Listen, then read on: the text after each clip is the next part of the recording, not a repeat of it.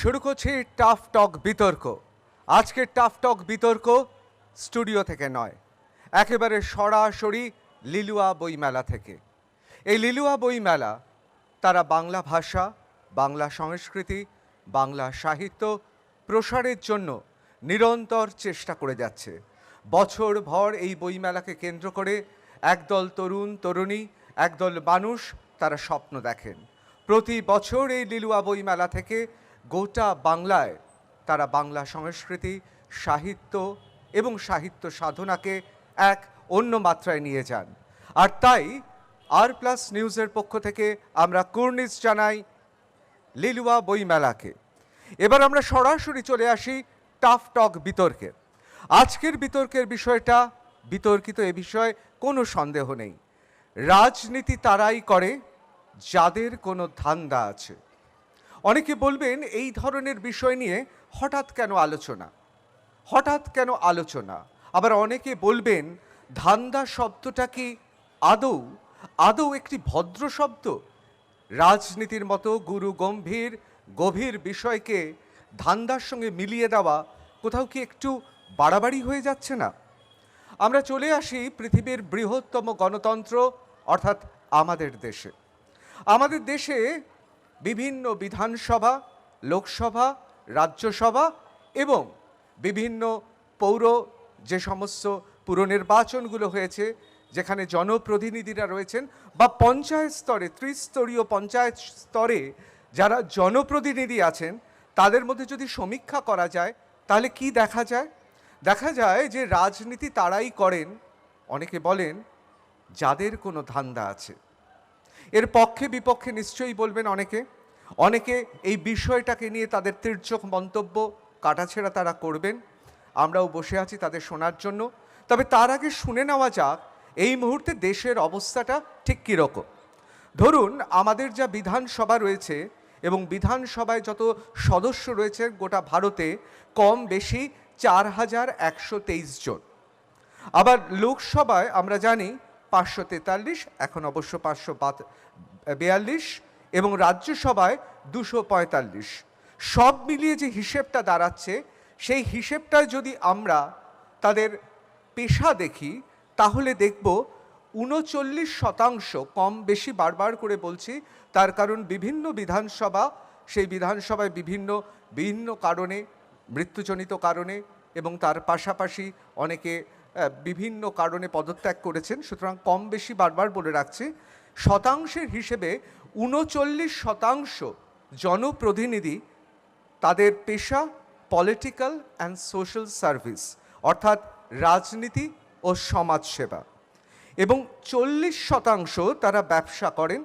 অনেকে বলেন এই 40%-র মধ্যে বেশিরভাগ রাজনীতিবিদ ব্যবসাটা করেন তার কারণ সাদা আর কালো খেলার জন্যে।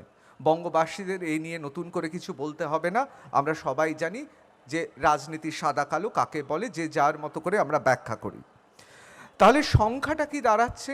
সংখ্যাটা দাঁড়াচ্ছে 40 এবং 39%, অর্থাৎ 79% তারা হয় ব্যবসা করেন অথবা তাদের রাজনীতি হচ্ছে তাদের পেশা। শুধুমাত্র 11% জনপ্রতিনিধি আছেন, তাদের মধ্যে কেউ আইনজীবী, কেউ চিকিৎসক, কেউ শিক্ষকতা করেন, কেউ অধ্যাপক বা কেউ গবেষণা করেন। এই পরিস্থিতিতে আমরা আলোচনাটা শুরু করব, তার কারণ আমাদের দেশের জনপ্রতিনিধিদের প্রায় 79% তারা কি তাদের পেশা স্পষ্ট করে জানা যায় না। আর সেই জন্যেই বিষয় আমাদের টাফ টকে আজকে বিতর্কের বিষয়, রাজনীতি তারাই করে যাদের কোনো ধান্দা আছে। এ বিষয়ে যারা রয়েছেন তারা বাংলার সেরা বক্তা, তাদের সবাইকে আপনারা চেনেন, আমি নতুন করে পরিচয় করাবো না, কিন্তু শুধুমাত্র আমি একটু তাদের দেখিয়ে দিই কারা আমাদের সেই সেরা বক্তারা। প্রথমেই রিজু ঘোষালকে আমরা সবাই চিনি। রিজু ঘোষালের একটা ফেসবুক পোস্ট থেকে আমি শুরু করি। তিনি কি লিখছেন? মাঝে মাঝে মনে হয় দূর, কেন রাজনীতি করব? তারপরেই মনে হয় এটা আমার জন্মগত অধিকার, পতাকাটা তো আর কেউ কাটতে পারবে না। তার বিখ্যাত ফেসবুকের এই পোস্ট, তিনি শশী থারুরকেও ত্যাগ করেছিলেন, আমাদের সবার চোখে পড়েছিল। দীর্ঘদিন ধরে তিনি রাজনীতি করছেন, বিভিন্ন নির্বাচনে প্রতিদ্বন্দ্বিতা করেছেন, তার পাশাপাশি তিনি বিশিষ্ট আইনজীবী ঋজু ঘোষাল। আমি জানি না লিলুয়া বই মেলাতে এরকম কোনো নিয়ম আছে নাকি করতালি হবে না, শীত তো তেমন জমল না। এবার আমি চলে যাব রাজন্যা হালদার। নতুন করে পরিচয় করানোর কিছুই নেই, রাজন্যা হালদারকে আমরা চিনি, আমরা সবাই জানি। বিশেষ করে 21শে জুলাইতে তাবর তাবর বাংলার রাজনীতিবিদদের মধ্যে তিনি আলাদা জায়গা করে নিলেন। তিনি অত্যন্ত সুকণ্ঠের অধিকারী, গানও গান, ছাত্রনেত্রী, বিভিন্ন জায়গায় আমরা তাকে দেখেছি, তর্কে বিতর্কে তাকে আমরা আগেও পেয়েছি। রাজন্যা হালদার। লিলুয়া বইমেলাতে দীপশিতা ধরকে পরিচয় করানোর কোনো দরকার আমার নেই, আমি জানি। বাংলার তথা এই মুহূর্তে ভারতের ছাত্র আন্দোলনের অন্যতম মুখ, বামপন্থী নেত্রী দীপশিতা ধর।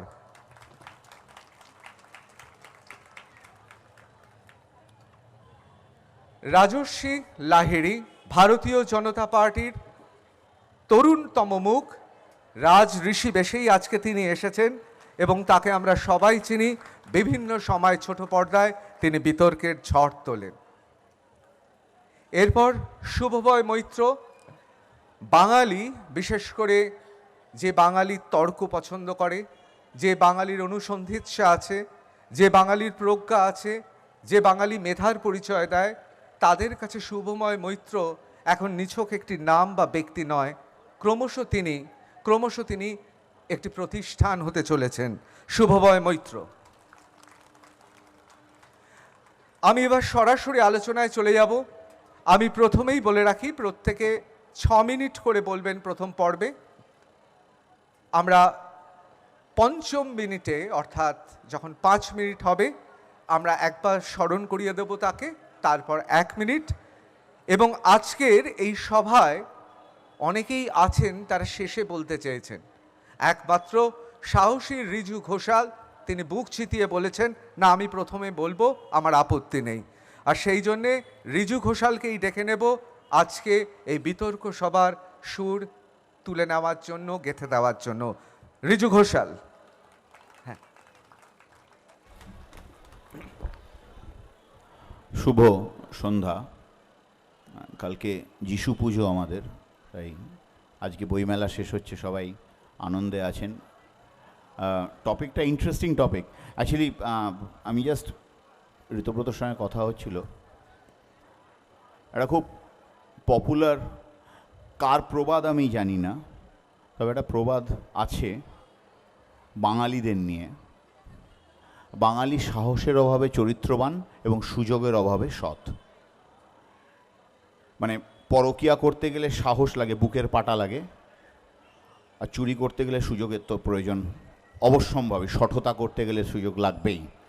তা কার প্রবাদ আমি জানি না, তবে আমার ইন্টারেস্টিং লেগেছিল কথাটা, যে কথাটা ঋতব্রত বলল ইন্টারেস্টিংলি। লোকসভা এবং বিধানসভার আমরা যাদেরকে ভোট দিয়ে জেতাই, জনপ্রতিনিধি যারা, তাদের শিক্ষাগত যোগ্যতা এবং তাদের ব্যবসায়িক, তাদের প্রফেশনাল যে sansad.nic-তে যেটা তারা আপলোড করে, ইন্টারেস্টিংলি আসলে এই ডিজেনারেশনটাই, ধান্দার ব্যাপারটা না, এই ডিজেনারেশনটা আমরা সবাই কম বেশি দায়ী। আমরা সুযোগ দিয়েছি তাই খারাপ লোকটা সুযোগ পেয়েছে, আমরা সুযোগ না দিলে খারাপ লোকটা সুযোগ পেত না। As simple as that. I will call a spade. আমরা সুযোগ দিয়েছি তাই ভারতবর্ষে ক্রিমিনাল পলিটিক্স, বাহুবলী রাজনীতি এসছে। আমরা সুযোগ দিয়েছি তাই জনপ্রতিনিধি কখনো ফতুয়া পড়ে টাকা নিয়েছে, টিভির ক্যামেরার সামনে সবাই দেখেছে। আমরা সুযোগ দিয়েছি তাই তোয়ালে মুড়ে টাকা নেওয়া হয়েছে।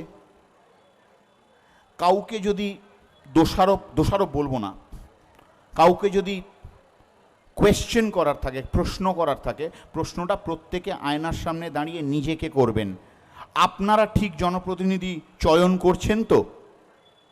আপনারা ঠিক জনপ্রতিনিধিকে পাঠাচ্ছেন তো? আজকে ভারতবর্ষের পার্লামেন্টের কথা বলছিল ঋতব্রত। ভারতবর্ষের প্রথম যখন পার্লামেন্ট হয়, ভারতবর্ষের সংবিধানে কনস্টিটিউয়েন্ট অ্যাসেম্বলির যে কনস্টিটিউশনটা ছিল, বাচ্চুপাল সাহেবের বইটা আমার কাছে আছে, প্রায় 16 ভলিউমের বই। তাতে প্রথম 3টে ভলিউম কনস্টিটিউয়েন্ট অ্যাসেম্বলি ডিবেট ছিল। কারা ডিবেটে আলোচনা করেছিল? সংবিধান যখন ভারতবর্ষে লেখা হচ্ছে, কারা আলোচনা করছিলেন? পণ্ডিতজি, সর্দার প্যাটেল, মৌলানা আজাদ, কৈলাসনাথ কাটজু, রাজা গোপালাচারী, জেবি কৃপলানি, সব প্রবাদ প্রতিম মানুষ, অরুণা আসফ আলী, রাজকুমারী অমৃতা কর, প্রবাদ প্রতিম রাজনৈতিক ব্যক্তিত্ব। বাঙালিদের মধ্যে ডক্টর হীরেন মুখার্জি, ভূপেশ গুপ্ত, এই সব মানুষরা কনস্টিটিউয়েন্ট অ্যাসেম্বলির সদস্য ছিলেন। তাদের ব্যাকগ্রাউন্ড কি, তারা পড়াশুনো কি করেছেন? শ্যামাপ্রসাদ মুখার্জি, আমার রাজস্বী রেগে যাবে, কিন্তু Shyamaprasad Mukherjee was also a part of the constituent assembly. He also participated in the debates. তার অনেক বক্তব্য ছিল যেগুলো লিপিবদ্ধ করা হয়েছিল। আম্বেদকর সাহেবের কথা তো ছেড়েই দিলাম আমরা। এই ভারতবর্ষের আইনসভা, যেখানে বসে ভারতবর্ষের আইন তৈরি হবে, সেই আইনসভায় আগে আমরা এই সব মানুষদের নির্বাচিত করে পাঠাতাম। আজকে ভারতবর্ষের আইনসভায় যারা যায়, তাদের মধ্যে কেউ কেউ মহিলা কুস্তিগিরের থাইয়ে হাত দেয় এবং তার প্রতিবাদ হয় বলে সেই মহিলা কুস্তিগিরকে তারা ব্যান করে এবং তাকে রিটায়ার করতে বাধ্য করায়। তার বিরুদ্ধে কোনো রকম প্রসিডিংস হয় না। আজকে this is the sad story. আজকে পশ্চিমবঙ্গের বিভিন্ন রাজ্যে জনপ্রতিনিধিরা টাকা নিচ্ছে, তাদের বিরুদ্ধে 1000টা স্ক্যাম, তাদের ইডি, সিবিআই, বিভিন্ন আধিকারিকরা তাদের পেছনে দৌড়চ্ছে। কি না টাকা বার করতে হবে, কারোর বাথরুমের দেয়াল ভেঙে 20 কোটি টাকা পাওয়া যাচ্ছে, তার বান্ধবীর বাড়ি থেকে 20 কোটি টাকা পাওয়া যাচ্ছে, কারোর 30 কোটি 40 কোটি টাকার বেআইনি সম্পত্তির হিসেব পাওয়া যাচ্ছে। কেউ কেউ এসে প্রেস ক্লাবে দলিল দেখিয়ে বলছে আমি লোন নিয়েছিলাম, সেই লোনের টাকায় আমরা কিনেছি, so on and so forth. Now question arises, if I put this question to myself, আমরা ওকালতি করি তো আমরা জজকে প্রশ্ন করি না, আমার প্রশ্নটা নিজেদের করি। তাই প্রশ্নটা আপনাদের আমি করছি না, প্রশ্নটা আমি নিজেকে করছি এবং উত্তর খোঁজার চেষ্টা করছি। আমাদের দায়িত্ব থেকে যায় না কি যে আমরা কাদেরকে নির্বাচিত করছি? আমরা যদি তস্কর, শট, খারাপ লোকেদের নির্বাচিত করি, তারা সঠতা করবেই। একটা ছোট্ট মজার গল্প বলি, এটা বলে আমি শেষ করব। বিরাট জোরে ঘন্টা বাজিয়েছে। একবার জঙ্গলে না বন্যা এলো, তা সমস্ত পশু পাখি পালাচ্ছে। পাখিরা উড়ে চলে গেল, কারণ পাখিদের ডুবে যাবার ভয় নেই। এবার অন্যান্য পশু পাখি অনেক ডুবে গেছে, তলিয়ে গেছে। একটি ব্যাঙ, সে ভাবছে আমি তো সাঁতার কেটে চলে যাব, আমার কোনো অসুবিধা হবে না।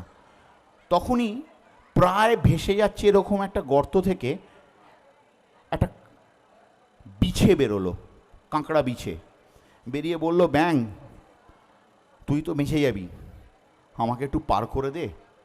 পুরো জঙ্গলে বন্যা হয়ে গেছে, নদীর জল উপচে পড়েছে, আমাকে যদি পার করে দিস তাহলে আমিও বেঁচে যাব, তুই তো এমনিই বেঁচে যাবি। ব্যাঙ বলল, ঠিক আছে, কিন্তু গ্যারান্টি কি যে আমি যখন তোকে পার করে নিয়ে যাব তখন তুই আমায় ডাঙ্ক মারবি না বা আমায় হুল ফোটাবি না? তখন বিছে বলল, হোয়াট আর ইউ সেইং? বলছিস কি? আমি আগে প্রাণে বাজে তোকে কামড়ে দিলে তো আমিও ডুবে যাব। তখন ব্যাং thought there is a logic behind this, হ্যাঁ ও তো আমাকে কামড়ালে আমি তো মরবই, ও ডুবে যাবে। তখন ব্যাং বলে, ঠিক আছে পিঠে ওঠ। এবার ব্যাং ওকে নিয়ে সাঁতার কাটতে শুরু করেছে। যখন একদম মাঝখানে, নদীর মাঝখানে একটা জায়গায় এসছে, একটুখানি আর সাঁতরে গেলেই উঁচু জায়গা যেখানে দুজনেই বেঁচে যাবে, তখন ব্যাং হঠাৎ একটা তীব্র জ্বালা অনুভব করলো নিজের পিঠে। ব্যাং বুঝতে পারলো বিছেটা থেকে কামড়েছে। ব্যাঙ বিছের দিকে তাকিয়ে বলল, আরে তুই বললি কামড়াবি না, কামড়ে দিলি, আমাকে মেরে ফেললি। বিছে মুচকি হেসে বলল, क्या करे यार, आदत है। এটাই বলে আমি শেষ করতে চাই, আমি যদি ব্যাঙ হয়ে কাঁকড়া বিছিকে পিঠে তুলি তাহলে তার ছোবল আমাকে খেতে হবে। তাই আপনাদের ঠিক করতে হবে আপনারা কাকে চুজ করবেন। ধন্যবাদ, শুভরাত্রি। ধন্যবাদ ঋজু ঘোষালকে, অসাধারণ বললেন। পরকীয়ায় কোট আনকোট যে সাহস দরকার হয় বা চৌর্যবৃত্তির জন্য যে সুযোগ দরকার হয়, তার সুযোগ সদ্ব্যবহার সবাই করে না, কিন্তু কেউ কেউ করে। মনে পড়ে যাচ্ছে বিখ্যাত কবির, বইমেলার আবহতেই মনে পড়ে যাচ্ছে, অনেকেই কবিতা লেখে, কেউ কেউ কবি, সবাই তো আমরা কবি নয়। তেমন সবাই বোধহয় এই সুযোগ ব্যবহার করতে পারে না। অত্যন্ত একটি অর্থবহ সেই পুরনো গল্প দিয়ে সে শেষ করল। তাতে কোথাও যেমন একজন বিখ্যাত গ্রিক দার্শনিকের কথার সঙ্গে একেবারে মিলে যায় যে আমরাই দায়ী, আমরা কাদের আমরা আমাদের প্রতিনিধি করব। বিখ্যাত গ্রিক দার্শনিক বলেছেন, একটি জনসমষ্টিকে তাদের নেতা বা নেত্রী দিয়ে চেনা যায়, তারা কি তা বুঝতে গেলে বুঝতে হবে তাদের নেতা বা নেত্রী কি। তার কারণ আমার রুচি, আমার ধর্ম, এ ধর্ম মানে কোনো সেই ধর্ম নয়, এ ধর্ম মানে হচ্ছে আমার মানব ধর্ম, প্রাত্যহিক জীবনে চলার ধর্ম, আমি কাকে বেছে নিচ্ছি। সুতরাং জনপ্রতিনিধি কোথাও কোথাও জনসমষ্টির পরিচয়ও। এবার আমি ডেকে নেব রাজশ্রী লাহিড়ীকে, ভারতীয় জনতা পার্টির তরুণ নেতা। রাজশ্রী কি বলবেন এ বিষয়ে?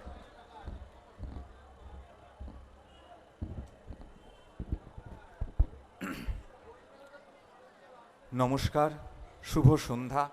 প্রথমেই লিলু বইমেলার উদ্যোক্তাদের R+ চ্যানেলকে অনেক অভিনন্দন এবং শুভেচ্ছা, এরকম সুন্দর একটা বইমেলা উদ্যোগ নেবার এবং তার সঙ্গে এত সুন্দর একটা টপিকের ডিসকাশন করার জন্য। মঞ্চে উপবিষ্ট আমার কো প্যানেলিস্ট, অতি সুবক্তা পরিচিতদের নমস্কার, শ্রোতা বন্ধুদের প্রণাম। এবং প্রাচীন ভুরসুট সাম্রাজ্যের অন্তর্গত এই হাওড়া জেলার যা এক সময় ছিল, সেই জেলাকে আমার প্রণাম। যে জেলার ইতিহাস রানী ভবশঙ্করীর সময় থেকে সুবিখ্যাত। রাজনীতি শুধু ধান্দাবাজির জায়গা, হ্যাঁ কি না? না কোনো হ্যাঁ বা না প্রশ্নে হয়তো এর জবাবটা দেওয়া সম্ভবপর নয়। আমি না তো পক্ষে বলবো না তো বিপক্ষে বলবো, কারণ তার আগে আমি কিছু উদাহরণ দিতে চাই। প্রথমেই আমার দলের যিনি রাজনৈতিক পূর্বপুরুষ, আমাদের ভারতীয় জনতা পার্টির, তৎপূর্বে ভারতীয় জনসংঘের প্রতিষ্ঠাতা ডক্টর শ্যামাপ্রসাদ মুখোপাধ্যায়, কলকাতা বিশ্ববিদ্যালয়ের ইয়াংগেস্ট ভাইস চ্যান্সেলর, পরবর্তীকালে রাজনীতির ময়দানে গান্ধীজির অনুমতি নিয়ে হিন্দু মহাসভায় যোগদান এবং স্বাধীন ভারতের বিরোধী দলনেতা। এবং 47 সালে যখন দেশ স্বাধীন হচ্ছে, তখন প্রথম সরকার ইন্টারিম গভর্নমেন্টে গান্ধীজির সাজেশনে পণ্ডিত নেহেরুর ক্যাবিনেটে শিল্পমন্ত্রী। এবং 1950 সালে নেহেরু লিয়াকাত আলী চুক্তির বিরোধিতা করে মন্ত্রিসভার ত্যাগ করে তিনি জনসংঘের গঠন। যে সময় যে 3টি বছর তিনি শিল্পমন্ত্রী ছিলেন, সে সময় তিনি সিন্দ্রি ফার্টিলাইজার, চিত্তরঞ্জন লোকোমোটিভস থেকে আরম্ভ করে বিভিন্ন কল কারখানার শুভারম্ভ করেন। যদি রাজনীতি শুধুমাত্র ধান্দাবাজির জায়গা হতো, তাহলে তিনি তো শিল্পমন্ত্রী হয়েছিলেন, তিনি তো হ্যাঁতে হ্যাঁ মিলিয়ে শিল্পমন্ত্রী থেকে যেতে পারতেন, কিন্তু তিনি থাকেননি।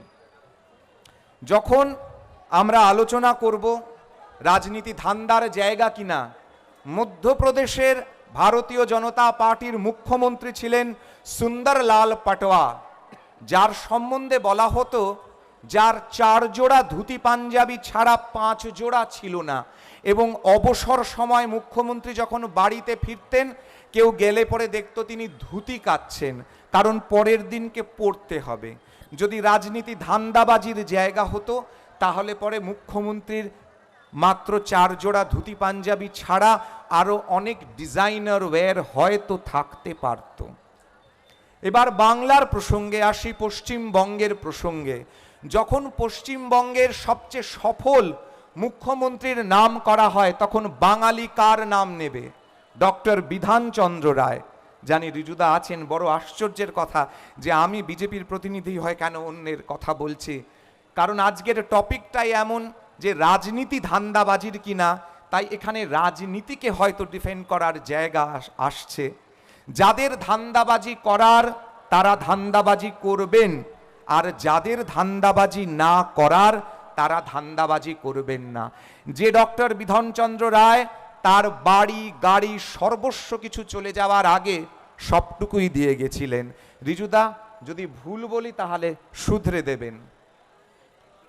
যখন সবচেয়ে সৎ মুখ্যমন্ত্রী পশ্চিমবঙ্গের নাম আসে তখন একটি নাম চলে আসে যার ওপরে অপবাদ দেওয়া হয়েছিল পার্ক স্ট্রিটের স্টিফেন হাউস কেনার, স্টিফেন হাউসের মালিক থাকার সেই প্রফুল্ল সেন, যার নাম রিজুদা কিছুক্ষণ আগে নিয়েছিলেন। যখন মারা গেলেন তখন গভর্নর হাউসের এক কামরার একটা কোয়ার্টারে একটা বেডিং এবং 2টো ট্রাঙ্ক, যে ট্রাঙ্কের মধ্যে অজস্র বই এবং কিছু জামা কাপড় ছাড়া আর 4 আনা পয়সাও খুঁজে পাওয়া যায়নি। আর স্টিফেন হাউসের মালিকানার কোনো কাগজপত্র তো অনেক অনেক পরের কথা। তো তারা কি ধান্দাবাজির জন্য রাজনীতি করতেন? ডক্টর বিধানচন্দ্র রায়, যার সঙ্গে আমার রাজনৈতিক পূর্বপুরুষ ডক্টর শ্যামাপ্রসাদ মুখোপাধ্যায়ের অত্যন্ত হৃদ্যতাপূর্ণ সম্পর্ক ছিল, তিনি যোগমায়া দেবীকে মাসি বলে সম্বোধন করতেন। যখন তার শবদেহ তার 77 নম্বর ভবানীপুরের বাড়িতে এসেছে এবং যোগমায়া দেবী প্রশ্ন করছেন যে তুমি থাকতে আমার ভোতনকে বিনা চিকিৎসায় মারা যেতে হলো। তো যাই হোক, এখানে দাঁড়িয়ে যে কথা বারবার বলছি যে যাদের ধান্দাবাজি করার তারা ধান্দাবাজি করবেন। পণ্ডিত দীনদয়াল উপাধ্যায় থেকে আরম্ভ করে যখন ভারতবর্ষের সবচেয়ে সৎ প্রধানমন্ত্রীর প্রসঙ্গ আসে বা নাম আসে, ভারতবর্ষের মুখে কার নাম আসে? লাল বাহাদুর শাস্ত্রীজি তালিকায় প্রথম, যিনি তার ছেলে তার প্রধানমন্ত্রীর ফিয়েট গাড়িটি নিয়ে বন্ধুর জন্মদিনে গেছিলেন বলে 4-8 কিলোমিটারের তখনকার দিনের পেট্রোলের টাকাটা প্রধানমন্ত্রীর মাইনে থেকে কেটে নিতে বলেছিলেন। তারা কি ধান্দাবাজির জন্য রাজনীতি করতেন? হয়তো না। যারা স্বাধীনতা সংগ্রামী ছিলেন তারা কি ধান্দাবাজির জন্য স্বাধীনতা সংগ্রামী ছিলেন? না। কিন্তু প্রফুল্ল চাকি তাদেরকে ধরিয়ে দিয়েছিল কে? স্বাধীনতা সংগ্রামীদের, সূর্য সেনদের ধরিয়ে দিত কে? এই বাঙালিদের মধ্যে, আমাদের মধ্যেই হয়তো কেউ। বাঘা যতীনের শহর কৃষ্ণনগর, সেই বাঘা যতীনের শহর কৃষ্ণনগরে বাঘা যতীনের অন্যতম আরেক সাথী বসন্ত বিশ্বাসকে এক বাঙালি ধরিয়ে দিয়েছিলেন। তো যারা ধান্দাবাজি করার তারা ধান্দাবাজি করবে, শুধু আজকে নয়, কৈকেয়ী, মন্থরা, শকুনিরা মহাভারত রামায়ণেও ছিলেন, অতীতেও ছিলেন এবং মধ্যযুগে পৃথ্বীরাজ চৌহান থেকে আরম্ভ করে রাণা রতন সিং রাও ছিলেন, যারা লড়াইটা করেছিলেন। কিন্তু সঙ্গে আলাউদ্দিন খিলজি এবং মোহাম্মদ ঘরিদেরকে ঢুকিয়েছিল ভারতবর্ষে কোনো না কোনো ভারতীয়। তাই ধান্দাবাজি শুধুমাত্র রাজনীতির কারবার নয়, ধান্দাবাজি তারা করবে যাদের ইচ্ছা, যাদের খাটের তলা থেকে 52 কোটি 11 কিলো সোনা, খেলনাপত্র, 3.5 কোটি টাকা টিউশনি করে জমানো অর্থ, প্রাসাদোপম বাড়ি, তারা অবশ্যই করবে, তবে বাকিরা নয়। অনেক ধন্যবাদ, নমস্কার। না না দাদা শুনুন, এই সহনশীলতা একটু দেখাতেই হবে। মানুষ মানুষের বক্তব্য রাখবেন, মানুষ মানুষের বক্তব্য রাখবেন, যে যার বক্তব্য রাখবেন, কারোর বক্তব্য কেউ আটকাতে পারবেন না। আপনার পরিচয়টা জানতে পারলাম না। যে যার মতো বক্তব্য রাখবেন। না না, যে যার মতো বক্তব্য রাখবে। না না, এখানে সমস্ত দল থাকবে। না না, যে যার মতো বক্তব্য রাখবে। না না, যে যার মতো বক্তব্য রাখবেন। আপনি আসুন, আমি আপনার সঙ্গে কথা বলছি। দাঁড়ান দাঁড়ান, আমি আসছি, আমি আপনার কাছে আসছি। দাঁড়ান, আপনি পরের বক্তব্য। আমি আসছি। রাজনরা একটু বলবে, তারপর আসছি। দাঁড়ান দাঁড়ান। না না, কোনো পলিটিক্যাল হচ্ছে না এখানে। কোনো কি রাজনীতির কথা বলা হচ্ছে? না না, যে যার মতো বক্তব্য রয়েছে। কারোর নাম বলেছে? কারোর নাম বলেছে, তাহলে মানহানির মামলা করবেন। না না,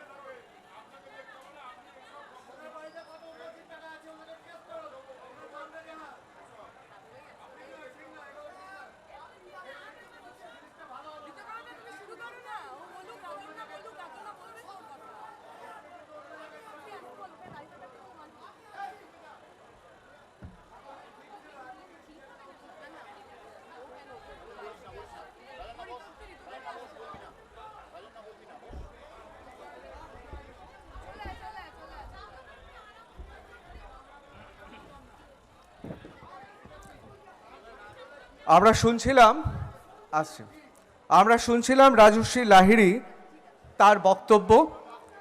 তিনি যা বললেন যে রাজনীতি এবং ধান্দাবাজির মধ্যে সম্পর্ক, তিনি যা বললেন তার সরলীকরণে এটা খুব স্পষ্ট যে সবাই ধান্দাবাজি করেন না, কারোর কারোর মতাদর্শ আছে।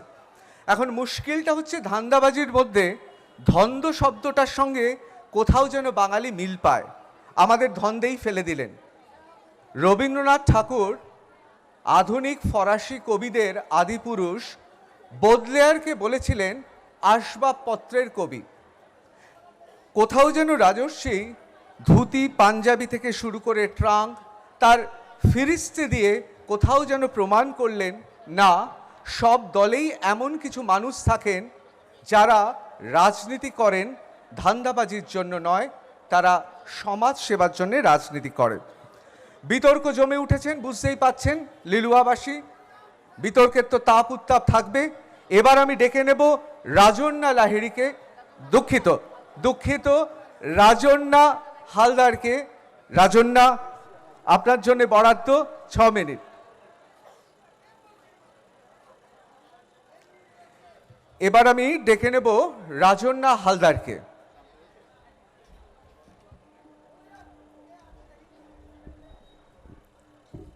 বিষয়টা সেটা নয়, আমি কথা বললাম, বিষয়টা আবেগের। এবং আমি মনে করি যে আজকে আমাদের যেটা বক্তব্যের লাইন আপ, যে রাজনীতি যারা করে তারা ধান্দাবাজ।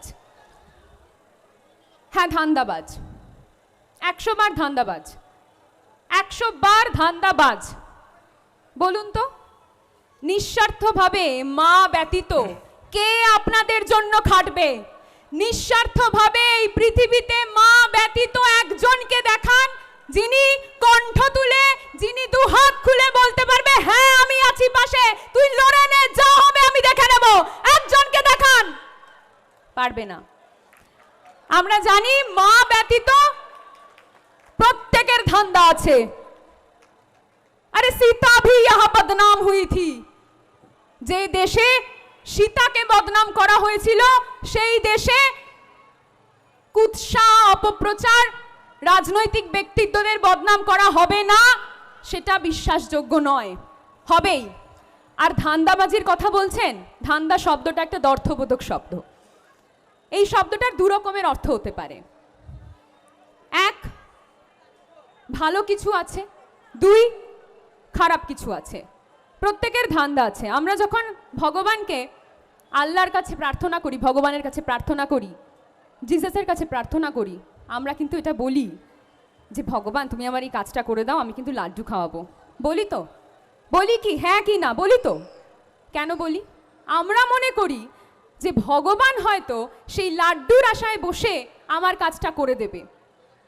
আমরা মনে করি ভগবানের ধান্দা আছে। তাহলে আমরা যদি ভগবানকে সেই ধান্দার জায়গায় নামিয়ে নিয়ে আসতে পারি, তাহলে আমরা তো মানুষ, আমরা তো মনে করবই, আমরা সেটা করবই যে ধান্দা আছে, 100 বার ধান্দা আছে। আজকে যখন লক্ষ কণ্ঠে গীতা পাঠ হচ্ছে একদিকে, তখন কিন্তু মমতার সরকার টেট পরীক্ষা সামলাচ্ছে। ধান্দার কথা যদি ওঠে, সত্যিকারের বলবো এখানেই ধান্দা আছে। ধান্দা কিসের আছে জানেন তো? আমাদের দৃষ্টিভঙ্গির ধান্দা। আমরা কোনো বিষয়কে কিভাবে দেখব সেটার ধান্দা। কিছুক্ষণ আগে রিজুদা বলছিলেন এটি একটি বিতর্ক সভা চলছে, এখানে সুস্থ আলোচনা হবে এবং আবেগকে সামলে রেখে সেই আলোচনা নিয়ে এগিয়ে যেতে হবে আমাদের, সেটাই কাম্য। রিজুদা একটু আগে বলছিলেন যে আমরা কিভাবে উন্নত থেকে উন্নততর যত হয়েছি, তত এই সব রাজনৈতিক ব্যক্তিত্বদের ধান্দা করে দেওয়ার সুযোগ করে দিয়েছি। আমি বলবো বিষয়টাকে একটু অন্যভাবে দেখি না। যিনি শিল্পী, তার কাজ শিল্প, তার ধান্দা রয়েছে সেই শিল্পটাকে ফুটিয়ে তোলা। যিনি ব্যবসা করেন, তার কাজ বিপণন, বিক্রয়যোগ্য বিষয়, তার ধান্দা কতটা বিক্রি হবে জিনিসটা বা তার বিক্রয়যোগ্য সেই পণ্যটা, সেটা ফুটিয়ে তোলা। আজকে যারা রাজনীতি করে সেটাও কিন্তু একটা প্রফেশন, তাদেরও ধান্দা আছে। গীতায় বলা রয়েছে একদিকে যেরকম তুমি কর্ম করে যাও, ফলের আশা করো না, আর একদিকে গীতায় কিন্তু এটাও বলা রয়েছে যে সুকর্ম করে সে সুফল পায়। অর্থাৎ আমরা কোথাও না কোথাও গিয়ে সেই আদি যুগ থেকে এটা বিশ্বাস করতে বাধ্য হয়েছি যে হ্যাঁ, আমরা যদি ভালো কাজ করি তার ফল ভালো পাবো। তাহলে আমরাই তো সেই আদি যুগ থেকে এটা মেনে নিয়েছি যে হ্যাঁ, আমরা ধান্দাতে বিশ্বাস করি, আমরা ধান্দা করেই এগিয়ে যাচ্ছি। এই ধান্দা শব্দটা নিয়ে আমার আর একটা কথা মনে পড়লো। এই ধান্দা শব্দটি আরেকটি বিশেষ ইঙ্গিতপূর্ণ শব্দ, যেটা নেগেটিভ ওয়েতে, নেগেটিভ ক্ষেত্রে ব্যবহার করা হয়। তাদের দিকে ব্যবহার করা হয় যারা নিজেদের, যে সকল মায়েরা নিজেদের কর্ম হিসাবে তাদের দেহকে তুলে ধরেছে। অনেক সময় বক্র ইঙ্গিতে, বেকা ইঙ্গিতে আমরা অনেকেই বলে থাকেন ধান্দা। আসলে কি বলুন তো, যে যেভাবে দেখবে, নজরিয়া কে উপর সব হে, দৃষ্টিভঙ্গির বিষয় সবটাই। যেটা যার কর্ম সে সেটা করবে। ফলের আশা করার জন্য উপরালা রয়েছেন, ফলের আশা করার জন্য গীতায় বলা ছিল যে যা করবেন সেই ফল পাবেন। সেটা ছেড়ে দিন না সময়ের ওপর। সময়ের থেকে বড় সত্যি, সময়ের থেকে বড় শক্তি কিছু হতে পারে না। তাই আমার মনে হয় যে যদি ধান্দা করে থাকি, এখানে উপস্থিত এই লিলুয়া বইমেলায় উপস্থিত প্রত্যেকের ধান্দা আছে, এবং যারা এই বইমেলা করছে তাদেরও ধান্দা আছে। কিসের ধান্দা আছে জানেন? সাধারণ মানুষকে জাগ্রত করার ধান্দা। যে সাধারণ মানুষ বই পড়ে জাগ্রত হবে, তাদের বিবেককে জাগ্রত করবে, এটাই ধান্দা। আর এই ধান্দা থাকবে, 100 বার থাকবে। আমি রাজন্যা হিসেবে নয়, এখানে উপস্থিত আমার প্রত্যেক সহবক্তারা, তারা প্রণম্য। তাদের কাছে তাদের বক্তব্য শোনার জন্য রাজন্যা হিসেবে নয়, বক্তা রাজন্যা হিসেবে নয়, মানুষ রাজন্যা হিসেবে বলছি, রাজনৈতিক ব্যক্তিত্ব রাজন্যা হিসেবেও নয়, আমি মানুষ রাজন্যা হিসেবে বলছি। 100 বার ধান্দা আছে। কোন সরকারের দিকে যদি আঙুল তোলা হয়, সব সরকারের ধান্দা আছে। ধান্দা ব্যতীত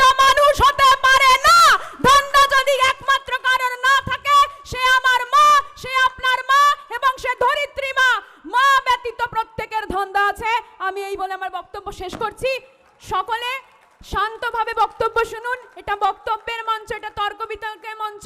আবেগ আমাদের মনে থাকবে, আবেগ আমাদের কর্মে থাকবে। যারা আজকে এখানে এসেছেন, যে সকল প্রণম্য ব্যক্তিত্বরা, তারাও এসে বলছেন, আমি তাদের কাছে হাত জোড় করে বলবো, কাকু যদি আবেগ থাকে সেটা কর্মের মাধ্যমে আমরা প্রমাণ করব, এভাবে প্রমাণ করব না। নমস্কার।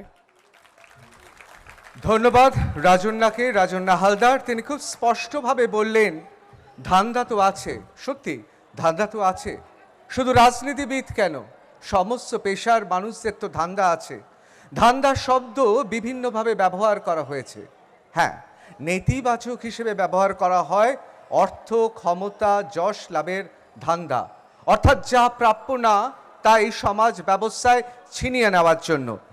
রাজন্যা বলছেন দৃষ্টিকোণের কথা, কে কোন দৃষ্টিকোণ দিয়ে দেখবেন, কে কোন দৃষ্টিকোণ দিয়ে রাজনীতিকে দেখবেন। আর ধান্দার কথায় সেক্ষেত্রেও তিনি দৃষ্টিকোণের কথা বলেছেন। দৃপ্ত বক্তব্য রাখার জন্য রাজন্যা হালদারকে ধন্যবাদ। এবার ডেকে নেব দীপশিতা ধরকে। কি বলেন দীপশিতা, সত্যি কি রাজনীতি তারাই করে যাদের কোনো ধান্দা আছে? প্রথমত লিলুয়া বইমেলার সমস্ত যারা আয়োজক, যারা এসছেন এবং বিগত 4 দিন ধরে যে সমস্ত মানুষজন আমাদের সঙ্গে ছিলেন, প্রত্যেককে আমার অভিনন্দন। আমাদের এই অঞ্চলে এইরকম একটা সুন্দর সাংস্কৃতিক অনুষ্ঠান, যেখানে মানুষ ভাবতে চেষ্টা করে, যেখানে মানুষ পড়তে চেষ্টা করে, এরকম হয়তো আর অনেকগুলো উদাহরণ দেওয়া যায় না। আমার ইচ্ছা, আমার অন্তঃস্থল থেকে আপনাদের আন্তরিক শুভেচ্ছা, আপনারা এইভাবেই এগিয়ে যান। লিলুয়া বইমেলা 50 বছর, 60 বছর, 100 বছর ধরে চলুক। আমার আগামী প্রজন্মও যেন এই লিলুয়া বইমেলাতে এসে বই পড়তে পারে, এইরকম এই মঞ্চে দাঁড়িয়ে কথা বলতে পারে, এই আশা আমি আপনাদের কাছে করে গেলাম। এখন আজকে 24শে ডিসেম্বর, কাল থেকে 25শে ডিসেম্বর শুরু আমাদের জন্য। আমরা যারা বাংলায় থাকি, আমরা যারা কলকাতার আশেপাশে থাকি, আমরা যারা ভারতের মানুষ, আমাদের কাছে একটু আনন্দের কয়েকটা দিন। অনেকের ইতিমধ্যে প্ল্যান হয়ে গেছে না? 25শে ডিসেম্বর পিকনিক আছে, 31শে ডিসেম্বর পিকনিক আছে, তার মাঝেও এদিক ওদিক একটু বন্ধুদের সঙ্গে ঘোরা টোরা ইত্যাদি। তো এরকম একটা আনন্দের মুহূর্তে, এরকম একটা সুন্দর একটা ভালো লাগার মুহূর্তে, আমরা যেন সেই মুহূর্তটাকে ভালো লাগার মতো করেই রাখি। আমাদের সবার মধ্যে নিজেদের রাজনৈতিক নানা ধরনের বোঝাপড়া রয়েছে, নানা ধরনের বিতর্ক রয়েছে, বিতণ্ডা রয়েছে, আজকে আমরা সেগুলোর মধ্যে যাব না। এবং আজকে মজার ব্যাপার হলো, যে বিষয়ে আমাদের বিতর্ক হচ্ছে সেই বিষয়ে কিন্তু আমরা এখানে যারা বসে আছি, এক শুভময়দায় ছাড়া আমরা সবাই মোটামুটি একই দিকে। আমরা সবাই তো রাজনীতির কাছাকাছি রয়েছি। ফলে আমরা রাজনীতি করতে এসেছি কিছু কামানোর জন্য, ধান্দাবাজি করার জন্য। সে কথা আমার মনে হয় আমিও বলবো না, রিজুদাও বলবে না, রাজন্যাও বলবে না, রাজর্ষিও বলবে না। কিন্তু একটা কথা, ওই রাজনীতি করি বলেই যখন রাজর্ষি এখানে বলছিল, উনি বললেন যে একটা সময় ছিল যখন যারা বিজেপির নেতারা ছিলেন তারা খুব সাদামাটা জীবনযাপন করতেন। সত্যিই তো, তাদের যখন বাক্স খোলা হতো সেখানে 1-2 জামা কাপড় পাওয়া যেত। সত্যিই তো, ভাবলে কত ভালো লাগে। এমনই তো হওয়া উচিত।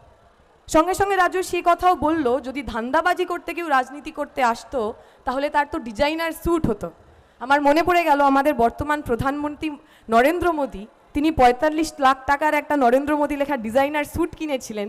আমি জানি না রাজস্বীদা আসলে নরেন্দ্র মোদীর কথাই বললেন কিনা। আসলে আমরা যারা রাজনীতি করি, আমরা যারা বামপন্থী রাজনীতি করি, আমি 2011 সালে আশুতোষ কলেজে পড়েছি। আমি যখন আশুতোষ কলেজে প্রথম বর্ষের ছাত্রী হিসেবে গেছি, একটা টালমাটাল সময়, একটা সরকার আসছে, একটা সরকার যাচ্ছে, একটা অদ্ভুত টালমাটাল সময় ছিল। সেই সময় বিরোধী রাজনীতি করা মানে একটা খুব বুকের পাটার ব্যাপার। আমার মনে আছে, আমার বন্ধুরা যারা আমার বন্ধু ছিল, স্কুলে ছিল, কলেজে ছিল, 11 সালের পর থেকে একটু একটু করে বদলে গেল। ওই 11-র আগে পর্যন্ত যারা খুব বুক ফিলিয়ে আমি লাল ঝান্ডা করি, আমি বামপন্থী রাজনীতি করি বলতেন, আমরা দেখলাম 11-র পরে অনেকেই ঠিক সময় সুযোগ বুঝে নিজের জার্সিটা বদলে নিলেন। আসলে ধান্দাবাজ কারা? 34 বছরে যখন আমাদের দায়িত্ব দিয়েছিলেন সাধারণ মানুষ, তখনও তেমন বহু মানুষ ছিলেন যারা বিরোধী রাজনীতি করতেন, কংগ্রেস করতেন, তৃণমূল কংগ্রেস করতেন, কেউ কেউ হয়তো এদিক ওদিক একটু আদ্রু বিজেপিও করতেন। আমি বিশ্বাস করি যে মানুষগুলো সরকারে না থাকা সত্ত্বেও কোনো রাজনৈতিক দল করেন, কোনো রাজনৈতিক দলের প্রতি ভালোবাসা রাখেন, তারা ধান্দা থেকে ভালোবাসা রাখেন না, আবেগ থেকে ভালোবাসা রাখেন। আমি বিশ্বাস করি 11 সালের পর আমরা যারা কলেজে বামপন্থী রাজনীতি করেছি, আমরা যারা 21 সালে নির্বাচনে লড়েছি, হেরে যাব জেনেও নির্বাচনে লড়েছি, আমরা কিছু পাওয়ার জন্য রাজনীতিতে আসিনি, একটা স্বপ্ন নিয়ে। যারা আমাদের রাজনীতি শিখিয়েছেন, কমরেড সুদীপ্ত গুপ্ত, আমি ব্যক্তিগতভাবে সুদীপ্ত গুপ্তর খুব কাছের ছিলাম। সুদীপ্তদা খুব ভালো গান গাইতো, খুব ভালো কবিতা লিখত, এই আমাদের ইন্ট্রোডিউস করার সময় বলা হচ্ছিল আমরা অনেকে নানা ধরনের গুণের অধিকারী, কেউ গান গাই, কেউ কবিতা লিখি, কেউ কবিতা পড়ি। কমরেড সুদীপ্ত গুপ্ত খুব সুন্দর গান গাইতো, খুব সুন্দর স্লোগান দিত, ছোটোখাটো চেহারা। আমার মনে আছে সুদীপ্ত গুপ্ত যখন খুন হলো, সুদীপ্ত গুপ্তর মৃতদেহ যখন নিয়ে আসা হয়েছিল, আমাদের দায়িত্ব ছিল ওই মরদেহ যখন নিয়ে যাবে তখন ফ্ল্যাগ নিয়ে দাঁড়িয়ে থাকার। আমি দাঁড়িয়ে থাকতে পারিনি। সুদীপ্ত গুপ্তর একটা চোখ ছিল না, থেতলে গেছিল। সুদীপ্ত গুপ্তর হাসি মাখা মুখ প্রথমবার আমরা দেখিনি। প্রথমবার সুদীপ্ত গুপ্তর দেহ ছিল, শরীর ছিল, তাতে হাসি ছিল না। আমরা ওই কমরেড সুদীপ্ত গুপ্তর শরীরে হাত ছুঁয়ে প্রতিজ্ঞা করে এসেছিলাম সুদীপ্ত গুপ্তদের যে অপূর্ণ কাজ, তাদের যে অপূর্ণ স্বপ্ন, সবার হাতে শিক্ষা, সবার জন্য কাজ, সব ছেলে মেয়ে পড়াশোনা করবে, কার পকেটে কত রেস্তো আছে তার উপর নির্ভর করবে না সে কলেজে যাবে না কলেজে যাবে না। আমরা আশা করেছিলাম, আমরা শপথ নিয়েছিলাম ওই সুদীপ্ত দাদের অপূর্ণ স্বপ্নগুলোকে আমরা রাজনীতি করব। আমি গর্ব করে বলতে পারি। এখন ধান্দা কথাটাকে কিভাবে আমরা ব্যবহার করি তার উপর ডিপেন্ড করে। ধান্দাকে যদি আমরা এভাবে ব্যবহার করি যে আমার এতে কিছু চাওয়া পাওয়ার ব্যাপার আছে, এতে আমার ব্যক্তিগত স্বার্থ সিদ্ধির ব্যাপার আছে, তাহলে আমি ধান্দাবাজ নই, একেবারেই ধান্দাবাজ নই। কিন্তু ধান্দাকে যদি আমি পারপাস মনে করি, তাহলে আমার পারপাস কি? আমি যে রাজনীতি করি, আমি রাজনীতি করতে এসেছি কারণ আমি সমাজ বদলাতে চাই, দুনিয়া বদলাতে চাই। যে মানুষ খেটে খাওয়া মানুষ, মেহনত কাশ যাকে হিন্দিতে বলে, গরিব মানুষ, ওয়ার্কিং ক্লাস যাকে মানুষ বলেন, যে মানুষ টোটো চালান, যে মানুষ এখানে ছোট্ট স্টল দিয়েছেন, যে মানুষ রিক্সা চালান, যে মানুষ ধান ফলান, যে মানুষ কলকারখানায় উৎপাদন করেন, সেই মানুষগুলোর হাতে ক্ষমতা দিতে হবে। যে 80% মানুষ তার শরীরের ঘাম দিয়ে এই দেশ বানাচ্ছেন, এই দুনিয়া বানাচ্ছেন, আর তাদের মাথার ওপর বসে যে 30% মানুষ তাদের শোষণ করছে, এই পিরামিডটাকে বদলে দিতে হবে। গরিব মানুষ, খেটে খাওয়া মানুষ যারা সংখ্যায় বেশি, তাদের হাতে ক্ষমতা দিতে হবে। আমি এই পারপাস থেকে, এই স্বপ্ন নিয়ে রাজনীতিতে এসেছি। আমি যখন রাজনীতিতে এসেছি কিছু পাওয়ার জন্য আসি। আমার এমন অনেক বন্ধু ছিল যারা শুধুমাত্র রাজনৈতিক পরিচয়ের কারণে পড়াশোনাটা শেষ করতে পারেননি। আমি জেএনইউর ছাত্রী। আমার জেএনইউতে নাজিব বলে একটি ছেলে ছিল, নাজিব আহমেদ। আমাদের দেশে এমন একটা দেশ তো আমরা তৈরি করছি, নতুন নতুন করে আরও আমরা এমন অন্ধকার দিকে যাচ্ছি যেখানে আপনার পরিচয় কি, আপনি গীতা পড়েন না কোরআন পড়েন, আপনি মন্দিরে যান না মসজিদে যান, আপনার টাইটেল ধল, লাহিরি না আহমেদ, তার উপর ডিপেন্ড করে আপনি বাঁচবেন কি বাঁচবেন না। নাজিব আহমেদ জেএনইউর ছাত্র, ইউনিভার্সিটির মধ্যে তাকে মারা হয়েছিল। 3 বছর, 4 বছর, 5 বছর হয়ে গেছে, এখন অবধি নাজিবকে খুঁজে পাওয়া যায়নি। আমি যখন রাজনীতি করতে এসেছি, আমি নাজিবের জন্য ইনসাফ চেয়ে, নাজিবের জন্য ন্যায় চেয়ে, নাজিবের জন্য জাস্টিস চেয়ে রাজনীতি করতে এসেছি। আমি যখন রাজনীতি করতে এসেছি, আমি আনিস খান, সুদীপ্ত গুপ্ত, স্বপন কোলে, তাদের জন্য ন্যায় চেয়ে, তাদের জন্য জাস্টিস চেয়ে রাজনীতি করতে এসেছি। আমাদের কাছে রাজনীতি মানে স্বপ্ন। অনেকে অনেক কিছু বলছিলেন, খাটের তলা, খাটের ওপর, ইত্যাদি ইত্যাদি। আমি খালি মনে করিয়ে দেব, এখানে অনেক কথা বলা যায়। আমরা তো দেখেছি, আমি এই ভিডিও দেখছিলাম কিছুক্ষণ আগে, একটি চোর, সে চুরি করেছে, সে চুরি করে সিসিটিভি ছিল সে জানে না, সেই সেলিব্রেট করছে, গুটখা খাচ্ছে আর খুব ঢিকচিক ঢিকচিক করে নাচছে। সিসিটিভিতে সেই সমস্তটা ধরা পড়েছে। আমার মনে পড়ে যাচ্ছিল এমন অনেক ছবি যেখানে ওই ক্যামেরার সামনে মানুষ হাত পেতে ঘুষ নিচ্ছে।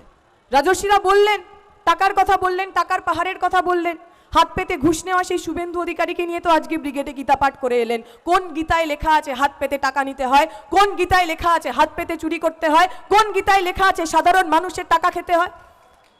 আমরা যারা পশ্চিমবঙ্গের বুকে, বাংলার বুকে সুস্থ সংস্কৃতি, সুস্থ রাজনীতি চাই, অবশ্যই বিরোধী রাজনীতি থাকবে। আমরা দেখছি পার্লামেন্ট চলছে, পার্লামেন্টের 178 জন এমপিকে বরখাস্ত করে দিয়েছে। যখন প্রায় বিরোধী শূন্য পার্লামেন্ট, সেই সময় দাঁড়িয়ে আমাদের এমপিরা, কেন্দ্রের এমপিরা, সরকারি বিজেপির এমপিরা, তারা এই বিল পাস করলেন যে এখন থেকে পার্লামেন্ট নিয়োগ করবেন আমাদের ইলেকশন কমিশনের কমিশনার কে হবে। যে গণতন্ত্রের কথা আমরা আজ এখানে বলছি, গণতন্ত্র মানে কি? গণতন্ত্র মানে একটা সরকার পক্ষ থাকবে আর তার বিপরীতে একটা বিরোধী থাকবে। গণতন্ত্র মানে রাজা রাজার কথা বলবে, প্রজা প্রজার কথা বলবে। গণতন্ত্র মানে সারা জীবন কেউ রাজা থাকবে না, সারা জীবন কেউ প্রজা থাকবে না। একটা সময় ছিল ভারতের বুকে রাজতন্ত্র হতো। যখন গণতন্ত্র হলো, গণতন্ত্রই রাজতন্ত্রকে ভেঙে তৈরি হয়েছিল। রাজতন্ত্র বলতো রাজার ছেলে রাজা হবে আর মন্ত্রীর ছেলে মন্ত্রী। গণতন্ত্র বললো রাজার ছেলেও প্রধানমন্ত্রী হবে না, গরিবের ছেলে প্রধানমন্ত্রী হবে, খেটে খাওয়া মানুষের ছেলে মেয়েরা তারা প্রধানমন্ত্রী, মুখ্যমন্ত্রী, রাজ্যের মাথার উপরে বসবে। আমরা সেই গণতন্ত্রের স্বপ্নকে নিয়ে, যে গণতন্ত্রে কথা বলা যায়, যে গণতন্ত্রে আঙুল তোলা যায়, যে গণতন্ত্রে সরকারকে জিজ্ঞেস করা যায় রাজা তোর কাপড় কোথায়, যে গণতন্ত্রে সরকারকে জিজ্ঞেস করা যায় কাহা গায়ে আচ্ছে দিন, কোথায় গেল মামাটি মানুষের সরকার, কোথায় গেল পরিবর্তন? যেদিন আমরা এই প্রশ্নগুলো আর করতে পারবো না, সেদিন সেটা পশ্চিমবঙ্গ হোক অথবা দিল্লি, সেটার গণতন্ত্র থাকবে না। আমরা যেন ওই লিলুয়া বইমেলার মাঠে গণতন্ত্রের পাঠ পড়ি, বিরোধিতার যে আওয়াজ, বিরোধিতার যে স্বর, তাকে শুনি এবং তার সঙ্গে কি করে বিতর্ক করতে হয় সেইটা শিখতে পারি। এইটুকু বলে আমার কথা শেষ করব। শুক্রিয়া। ধন্যবাদ দীপশিতা ধরকে। যত আলোচনা গড়াচ্ছে তত আমরা নিত্য নতুন দৃষ্টিকোণের কথা, নিত্য নতুন তথ্য পাচ্ছি। হ্যাঁ, এটা ঠিক কথা, কোনো কোনো তথ্য, কোনো কোনো মন্তব্য বা কোনো কোনো বক্তব্য আমাদের মনোপুত নয়, কিন্তু এটাই গণতন্ত্র। গণতন্ত্রে সব কটা জানলা খোলা রাখতে হবে, ভিন্ন মত বহুত্ববাদের কথা বলতে হবে। দীপশিতা ধর খুব সুন্দরভাবে বোঝালেন, যারা দল বদলু, যারা 360 ডিগ্রি পোল ভল্ট খেয়ে অন্য দলে চলে গেছেন, তাদের কথা বললেন। তাদের রাজনৈতিকটা ধান্দা কেন্দ্রিক, কিন্তু এমন অনেক মানুষের কথা বললেন, এটা ঠিক। আমিও সাংবাদিক হিসেবে এরকম সব দলের এরকম মানুষের কথা জানি, যাদের ত্যাগ, তিতিক্ষা, বিরোধিতা রাজনীতিকে সমৃদ্ধ করেছেন। কিন্তু এবার কি বলবেন শুভময় মৈত্র? রেভলিউশন বা বিপ্লব যখন আসে, তখন একটা কথা আছে, এই বিপ্লব নাকি তারাই আনতে পারে যারা পেশাদারি দক্ষতায় বিপ্লবকে নিয়ে আসতে পারেন, অর্থাৎ পেশাদার বিপ্লবী। এবার কি তাহলে সময় এসেছে আমাদের গণতন্ত্রে একটা নতুন জানলা খোলার, যে জানলাটায় আমরা সবাই জানবো যে এই মানুষগুলো শুধু রাজনীতি করেন? তাহলে রাজনীতিতে কি বেতন আবশ্যিক? সব দলের রাজনৈতিক কর্মী নেতারা যদি বেতন পান, তাহলে কি তারা এই গণতন্ত্রে আমাদের সমৃদ্ধ করতে পারবেন? এমন হাজারো প্রশ্ন নিশ্চয়ই উস্কে দেবেন শুভময় মৈত্র। তিনি কি বলেন, আমরা সেদিকে তাকিয়ে রয়েছি। বহুদিন পরে টমেটোর দাম কমেছে এবং আমি অত্যন্ত বিপদের মধ্যে আছি। টমেটোর দামটা 80 টাকা কিলো করে যদি থাকতো, তাহলে নিশ্চয়ই কেউ ছুটতেন না। আমি আশা করব যে যখন রাজনৈতিক আলোচনা হবে, তখন আজকে যদি রাজনৈতিক আলোচনায় সব দলকে নিয়ে আমরা কথা না বলতে পারি, তাহলে তো আলোচনার প্রেক্ষিতটাই তৈরি হবে না। আর প্রত্যেকটি রাজনৈতিক দলের মধ্যেই ভালো এবং খারাপ, প্রত্যেকটি রাজনৈতিক দলের মধ্যেই ভালো এবং খারাপ এই বিষয়টি তো থাকবে, আমাদের প্রত্যেকের জীবনে আছে, প্রতিটি সময়ে আছে। তবে ঋতব্রতবাবু কিন্তু আজকে সবচেয়ে গণ্ডগোলের জায়গায় আছেন। যারা মাধ্যমিকের অঙ্ক করেছেন, মাধ্যমিক অবধি হলেই হবে, তার বেশি অঙ্ক লাগবে না। মাধ্যমিকে আমরা মোটের ওপর সবাই যোগ বিয়োগ গুণভাগ করেছি, ঐকিক নিয়ম করেছি, যুক্তি দিয়ে কিছু অঙ্ক করেছি। দেখুন ঋতব্রতবাবু যেটা লিখে দিয়েছেন, তাতে কি বলছেন? রাজনীতি তারাই করে, রাজনীতি তারাই করে যাদের কোনো ধান্দা আছে। এটা যে ভুল বক্তব্য, তার জন্য একটা প্রমাণই যথেষ্ট। একজন ভালো মানুষকে দেখিয়ে দিলেই এই বক্তব্যটি যে ভুল প্রমাণ হয়ে যায়, কারণ উনি বলছেন রাজনীতি তারাই করে, অর্থাৎ রাজনীতিতে সবাই ধান্দাবাজ। এটা যে নয় আপনারা প্রত্যেকে জানেন, আর তার জন্যে কোনো বড় রাজনৈতিক নেতার দরকার নেই। আপনার একেবারে বাড়ির পাশে, আপনার নিজের পরিবারের মধ্যে, আপনার চারপাশে অনেককেই পাবেন যারা ভালো মানুষ, সমস্ত রাজনৈতিক দলে পাবেন। আপনি যদি আমায় বলেন, আমি খুব সহজে দেখিয়ে দিতে পারবো। ফলে আজকের যে মোশনটা, আমি একটু অবাকই হলাম, যারা রাজনীতির লোক তারা অন্তত অঙ্কের মাধ্যমে প্রমাণ করতে পারতেন কথাটা ঠিক নয়। আর সমাজ ভাবনায় দুটো চন্দ্রবিন্দু বাদ গেছে, তারা বলেছেন তারা বলেননি, যাদের বলেছেন যাদের বলেননি। দুটো চন্দ্রবিন্দুর কি এত অভাব পড়লো যে যারা রাজনীতি করেন তাদের একটু চন্দ্রবিন্দু দেয়া গেল না? আমি আবার অন্য কোনো চন্দ্রবিন্দুর কথা বলছি না, আমি মানে সম্মান প্রদর্শনের যে চন্দ্রবিন্দু তার কথাই বলছি। একটা কথা সত্যি, ধান্দায় কিন্তু কেউ প্রাণ দেন না। আমি একজন লোকের কথা বলি, চে গুয়েভারা, জন্মেছেন আর্জেন্টিনায়, লড়াই করতে চলে গেলেন কিউবাতে, তারপর কিউবাতে বেশ ক্ষমতা দখল হয়ে গেছে, ফিদেল কাস্ত্রো দেশ শাসন করছেন, তিনি আবার চলে গেলেন বলিভিয়ায় বিপ্লব করতে, গিয়ে সেখানে গুলি খেয়ে মরে গেলেন। তার যে আদর্শ, বামপন্থী আদর্শের কথা যদি বলেন, সেই আদর্শ তো পৃথিবীতে সব জায়গায় যে দারুণ ভালোভাবে কাজ করেছে এমন নয়, কোথাও করেছে কোথাও করেনি, সময়ের সঙ্গে সঙ্গে বদলেছে। কিন্তু কেউ কি বলতে পারবেন যে চে গুয়েভারা ধান্দাবাজির জন্য রাজনীতি করেছেন? আচ্ছা, একটু ইন্দিরা গান্ধী, রাজীব গান্ধীর কথা বলি। ইন্দিরা গান্ধীর এমার্জেন্সি জরুরি অবস্থা নিয়ে আমার প্রচুর বক্তব্য আছে। যেভাবে তিনি দেশ শাসন করেছিলেন ঠিক করেননি, কিন্তু কখনো কি আপনারা কেউ বলতে পারেন যে ইন্দিরা গান্ধী বা রাজীব গান্ধী কোনো ধান্দাবাজির জন্য প্রাণ দিয়েছেন? রাজনীতির যে গোটা আসরটা, সেইখানে সুন্দরলাল পাটোয়া থেকে শুরু করে মানিক সরকার কিংবা বুদ্ধদেব ভট্টাচার্য, অনেক উদাহরণ আমাদের সামনে আছে, যে উদাহরণগুলো দেওয়ার জন্য খুব বেশি সময় ধরে ভাবতে হয় না। আর সমালোচনা কেন শাসকের দিকে বারবার আসে? আজকে কেন তৃণমূল কংগ্রেস নিয়ে এত আলোচনা হয়? কেন বামফ্রন্ট আমলে আমরা এত বামফ্রন্টকে নিয়ে সমালোচনা করতাম? কারণ গণতন্ত্রের শর্তই হলো, আমাদের যে গণতন্ত্রের শর্ত, আমাদের যে সবচেয়ে বড় জোর, সেটা হচ্ছে খোলা জায়গায় দাঁড়িয়ে আমরা শাসকের সমালোচনা করতে পারি। আর সেই কারণে আজকে রাজস্বীর বিরুদ্ধে যে অনেকগুলো কথা সাজিয়ে এনেছিলাম, সেগুলো আর একটাও আজকে বলবো না, কারণ রাজস্বীর বক্তব্যে আপনাদের অনেকের প্রতিক্রিয়া হয়েছে। এই প্রতিক্রিয়াটা গণতন্ত্রের বিরোধী। আমার নামে কেউ যদি 4টে খারাপ কথা বলে, আজকে যদি কেউ বলে শুভময় তুমি আজকে 2 লক্ষ টাকা চুরি করেছো, আমি কেন বিব্রত হব যদি আমি জানি আমি চুরি করিনি? ফলে এই বিব্রত হওয়ার জায়গাটার থেকে আমাদের অত্যন্ত সতর্ক থাকতে হবে। ঠাকুর ঘরে কেড়ে আমি তো কলা খাইনি, এই গোলমালটা কিন্তু পশ্চিমবঙ্গে খুব বেড়ে চলেছে। আমাদের এই গোলমালের বাইরে থাকতে হবে। তবু রাজস্বীর বিরুদ্ধে বলতেই হবে, কারণ আজকের যে ঘটনাগুলো ঘটছে, ওই 543 250-এর অঙ্ক ঋতব্রত করছিল, এমন হয়ে যেতেই পারে যে সেখান থেকে তো 146 বাদই চলে গেছে। এবং আমি একটা ব্যঙ্গচিত্র দেখছিলাম, যেখানে দেখা যাচ্ছে দেশের প্রধানমন্ত্রী এবং স্বরাষ্ট্রমন্ত্রী তারা পাশাপাশি বসে আছেন, সংসদে আর কেউ নেই। তারা জিজ্ঞেস করছেন যে এই কোনো প্রশ্ন আসছে না কেন? আসলে এটা মাথায় রাখতে হবে যে আমাদের সংসদে বিরোধীরাই সবচেয়ে বড় কথা। ফলে আজকে পশ্চিমবঙ্গে দাঁড়িয়ে সব থেকে বেশি জোর থাকবে যারা তৃণমূল বিরোধী তাদের। তৃণমূল তো ক্ষমতায় আছে, লক্ষ্মীর ভাণ্ডার করেছে, অনেক মানুষের জন্য কাজ করছে, তাদের সামনে আয়নাটা কে দেখিয়ে দেবে? আমাদেরই, আমরা যারা তৃণমূলের সমর্থক, তাদেরও তৃণমূল কংগ্রেসের সামনে সেই আয়নাটা ধরাতে হবে। তবেই তো তৃণমূল কংগ্রেস আরও উন্নততর তৃণমূল কংগ্রেসের দিকে যেতে পারবে। সেই জায়গাটা কিন্তু আমাদের খুব সতর্ক থাকা দরকার। সেই কারণেই যখন সংসদ নিয়ে বা বিধানসভা নিয়ে আলোচনা হয়, আমরা কেন সমালোচনা করি? আমরা তো সবাই জানি এবারই সংসদে এই যে এত গোলমালের পর আমাদের অনেক সাংসদ, অনেক বিরোধী দলের সাংসদ, তারা মক পার্লামেন্ট করেছেন, সেখানে মিমিক্রি হয়েছে। তাই দিয়ে আমাদের দেশের যারা সরকারের লোকজন, তারা বিভিন্ন বিতর্কের কথা বলেছেন এটা ঠিক নয়। আচ্ছা একটু ভাবুন তো, আমরা তো স্কুলে ছোটোবেলার থেকে অনেক মক পার্লামেন্ট করেছি, অনেক মক বিধানসভা করেছি। এবার আমাদের সত্যি বিধানসভা লোকসভায় যে ঘটনাগুলো ঘটছে, তাতে দুষ্টু ছেলেরা যদি আজকে তাদের স্কুলে স্কুলে সেই বিধানসভা লোকসভা থেকে শিখে মক পার্লামেন্ট বা মক অ্যাসেম্বলি করেন, দিদিমণি মাস্টারমশাইরা কি শিউরে উঠবেন না? সেই জায়গাটাও কিন্তু আমাদের খুব সাবধানে থাকতে হবে। ফলে মূল কথাটা হলো যে স্বাধীনতার সবথেকে বড় পাওয়া হচ্ছে আমাদের এই ভারতবর্ষের গণতন্ত্র। আমরা ওই জন্য তো বারবার রাজস্বীদের বলি যে এই রে আবার বোধহয় তোমরা জিতে যাবে পরপর 15 বছর, তখন কি হবে আমাদের এই দেশের গণতন্ত্রের?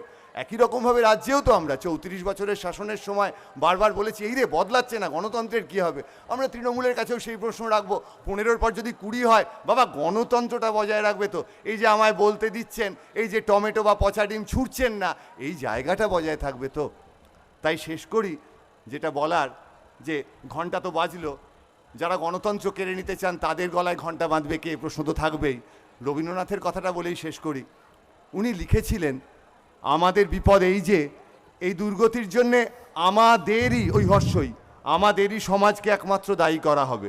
কিন্তু এই দুর্গতির রূপ যে প্রত্যহই ক্রমশ উৎকট হয়ে উঠছে, আমি কিন্তু এখনকার কথা বলছি, রবীন্দ্রনাথ বলেছেন, আজকের কথা নয়, ক্রমশ উৎকট হয়ে উঠছে, সে যদি ভারত শাসনযন্ত্রের ঊর্ধ্বস্তরে কোনো এক গোপন কেন্দ্রে প্রশ্রয়ের দ্বারা পোষিত না হতো, তাহলে কখনোই ভারত ইতিহাসের এত বড় অপমানকর অসভ্য পরিমাণ ঘটতে পারত না। লিখছেন 1941 সালে, তার 80 বছর হয়ে যাওয়ার পর সভ্যতার সংকট, সেখানে তিনি লিখছেন।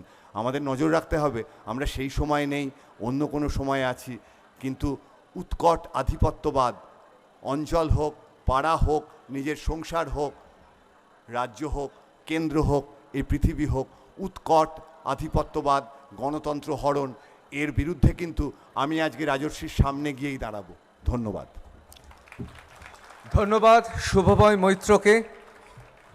আমরা সবাই জানি তিনি অত্যন্ত পণ্ডিত মানুষ, পরিসংখ্যান গণিতশাস্ত্রে তার অগাধ পাণ্ডিত্য। তারপর তার গবেষণার বিষয় জানেন, ক্রিপ্টোলজি মানে সংকেত বিদ্যা। সুতরাং তিনি প্রায় নস্যাদি করে ফেললেন যে এই বিষয়ে আলোচনাটা, তার উপর তিনি অত্যন্ত রসিক মানুষ। তবে হ্যাঁ, কেউ যে ডিম মানে পচা ডিম বা পচা টমেটো ছোড়েননি লিলুয়া বইমেলা, তার জন্য আপনাদের ধন্যবাদও জ্ঞাপন করেছেন। আসলে এটাই তো গণতান্ত্রিক পরিবেশ। আমি এবার সরাসরি চলে যাব দ্বিতীয় রাউন্ডে। তার কারণ, তাহলে কি সত্যি রাজনীতিতে কোনো ধান্দাবাজি নেই? তাহলে কি সত্যি যারা যে রাজনীতি করেন বুকে বুকে হাত রেখে বলুন তো, মাফিয়া যোগ নেই, প্রচুর বিত্তবান নন, দীর্ঘদিন ধরে বিরোধী অবস্থায় রাজনীতি করেছেন, যে কোনো রাজনৈতিক দল হোক, যখন শাসন ক্ষমতায় দল এসছে তিনি জায়গা পেয়েছেন? তো চ্যালেঞ্জ জানাচ্ছি, এমন কোন রাজনৈতিক দলের নাম করতে পারবেন না যারা বিরোধী অবস্থায় কৃচ্ছ সাধন করেছেন, শাসকের রক্ত চক্ষুর সামনে দাঁড়িয়েছেন, প্রাণের ঝুঁকি নিয়েছেন, মার খেয়েছেন, তারপর বিভিন্ন গণ আন্দোলনের মধ্য দিয়ে ৭৭-এ হোক বা ১১-তে হোক দল ক্ষমতায় এসছে, সেই সব সাচ্চা রাজনৈতিক কর্মীরা জায়গা পেয়েছেন। বলতে পারবে না ভারতবর্ষের এরকম কোন দল এখনো পর্যন্ত এই গণতন্ত্রে নেই যাদের প্রভূত অর্থ মাফিয়া আর দল বদলুদের সাহায্য নিতে হচ্ছে না। অর্থাৎ এই বিতর্ক সবার দ্বিতীয় রাউন্ডে নিশ্চয়ই উঠে আসবে তাদের কথা, তারাও সিলেবাসে থাকবেন। এবার চলে যাব দ্বিতীয় পর্বে। প্রত্যেকে 2 মিনিট করে বলবেন, অবশ্যই জবাবি ভাষণ। আমি প্রথমেই বলবো, রিজু ঘোষাল প্রথম বক্তা ছিলেন, তার বক্তব্য।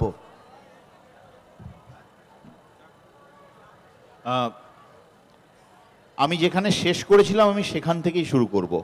ব্যাঙ আর বিছের গল্পটা বললাম। আমি খুব আশ্চর্য হয়েছি, রাজর্ষি বিধানবাবু এবং প্রফুল্ল সেনের কথা বলেছেন, শাস্ত্রীজির কথা বলেছেন। প্রকারান্তরে কংগ্রেসে মানুষদের কথা বলে কংগ্রেসকেই উনি গরিমান্বিত করেছেন, সেই জন্য রাজর্ষিকে ধন্যবাদ। একটা ছোট্ট গল্প বলবো, বেশি সময় নেব না কারণ ঠান্ডাটাও বাড়ছে। ৬৭ নির্বাচন আমার বাবার মুখে শোনা গল্প। আমার জন্ম, আমি এমার্জেন্সি চাইল্ড, আমার জন্ম ৭৫-এর অক্টোবরে। আমার যখন জন্ম হয় তখন আমার বাবা কংগ্রেস করছে, সেই অবস্থাতেই মিসেস গান্ধীর সঙ্গে দেয়ার ওয়াজ আ ফল আউট অ্যান্ড আমার বাবা দমদম সেন্ট্রাল জেলে ছিলেন। এমার্জেন্সির সময় তিনি অ্যারেস্ট হয়েছিলেন। ৬৭ নির্বাচনে আরামবাগ কেন্দ্র থেকে, বিধানসভা কেন্দ্র থেকে প্রফুল্ল সেন প্রার্থী। মুখ্যমন্ত্রী তিনি যখন ভোট গণনা শেষ হলো তখন তিনি দেখলেন তিনি ১২৬ ভোটে হেরে গেছেন। তা উনি হেরে গেছেন, বামফ্রন্টের যে যৌথ প্রার্থী সেখানে তারা আবির টাবির খেলছে, একটু উল্লাস করছে। প্রফুল্লবাবু হেঁটে বেরিয়ে আসছেন কাউন্টিং স্টেশন থেকে। কাউন্টিংয়ের রিটার্নিং অফিসার সে ছুটে গিয়ে বলছে, আরে স্যার বেরিয়ে যাচ্ছেন কেন? রিকাউন্টিং চান? ১২৬ ভোটটা কোনো মার্জিনই নয় বিধানসভায়। আপনি রিকাউন্টিং চান, রিকাউন্টিংয়ে আপনি শিওর জিতে যাবেন। তা প্রফুল্লবাবু পাঞ্জাবিটা, ছোট পাঞ্জাবি পরতেন, একটু টান টান করলেন পাঞ্জাবিটা করে, বললেন, বাবা এই যারা যারা কাউন্টিংয়ে আছে না তারা সবাই তো এই রাজ্য সরকারের কর্মী কর্মচারী। আমি যদি আমার কর্মচারীদেরকে বলি যে তুমি রিকাউন্টিং করো, তাহলে মনে হয় আমি তাদের যে কাজের প্রতি তাদের যে আনুগত্য তার উপরে একটা প্রশ্নচিহ্ন রাখবো। তাই আমি না রিকাউন্টিংটা করাবো না, বুঝেছো? আমি না চলি, বাড়ি যাই, বাড়ি সারাদিন খাওয়া হয়নি, একটু গিয়ে পান্তা খাবো। And he walked out. This was the culture. আমি বারবার করে যে কথাটা বলছিলাম, দিস ওয়াজ দ্য কালচার। তাই সেই সময় যিনি প্রফুল্লবাবুকে হারিয়ে জিতেছিলেন, পরবর্তীকালে তিনি বামফ্রন্ট সরকারের প্রথম দিকে বোধহয় সেচমন্ত্রী হয়েছিলেন, আমার নামটা এক্ষুনি মনে পড়ছে না, নারায়ণ বিশ্বাস, তিনি সেচমন্ত্রী হয়েছিলেন। তিনি আরামবাগের মানুষ ছিলেন এবং তার শোনা যায় যে তিনি কৃষক সভা করতেন এবং পরবর্তীকালে মানে বামফ্রন্টের দোর্দণ্ড প্রতাপ মন্ত্রী হয়েছিলেন, নেতা হয়েছিলেন। শেষ জীবনে যখন প্রফুল্লবাবু তার অশোককৃষ্ণ দত্তর ফ্ল্যাটে থাকতেন। আমার বাবা অশোককৃষ্ণ দত্ত একই সঙ্গে দীর্ঘ সময় রাজনীতি করেছেন। অশোকবাবু প্রথমে জনতা দলের, সংযুক্ত জনতা দলের প্রথমবারের সাংসদ, তারপরে কংগ্রেসেরও সাংসদ হয়েছিলেন। তা লাউডন স্ট্রিটের বাড়িতে যখন প্রফুল্লবাবু খুব অসুস্থ, সবার আগে যে মানুষটা দেখা করতে এসেছিলেন তার নাম ছিল নারায়ণ বিশ্বাস। সবার আগে যিনি দেখা করতে এসেছিলেন, এসে বলেছিলেন, প্রফুল্লদা তোমার কোনো অসুবিধে হচ্ছে না তো, আমি কি একটা সরকারি গাড়ির ব্যবস্থা করে দেবো? প্রফুল্লবাবু বলেছিলেন, দেখ নারায়ণ, আমি তো সারা জীবন কখনো সরকারি গাড়ি চড়িনি, ওই যতদিন মুখ্যমন্ত্রী ছিলাম ওই একটা স্ট্যান্ডার্ড 14 গাড়ি ছিল আমার, সেই গাড়িটা রাইটার্স থেকে আমাকে নিয়ে যেত আর নিয়ে আসতো, আর আমি ওই মানে কিড স্ট্রিটের মুখে নেমে আমি কিড স্ট্রিটের মোড় থেকে এমএলএ হস্টেলে হেঁটে যেতেন। ওনার বাড়ি ছিল না, উনি এমএলএ হস্টেলেই থাকতেন, মুখ্যমন্ত্রী এমএলএ হস্টেলেই থাকতেন। তো এই আবার I am going back to square one, আমি যেখান থেকে শুরু করেছিলাম সেখানে। আজকে আমরা প্রফুল্ল সেনদের খুঁজে পাই না, কারণ আমরা প্রফুল্ল সেনদের নির্বাচিত করি না। আমরা নারায়ণ বিশ্বাসদের খুঁজে পাই না, কারণ তাদের আমরা নির্বাচিত করি না। এটা আমার অ্যাবসলিউট প্রায়োরিটি যে আমি কাকে নির্বাচিত করব।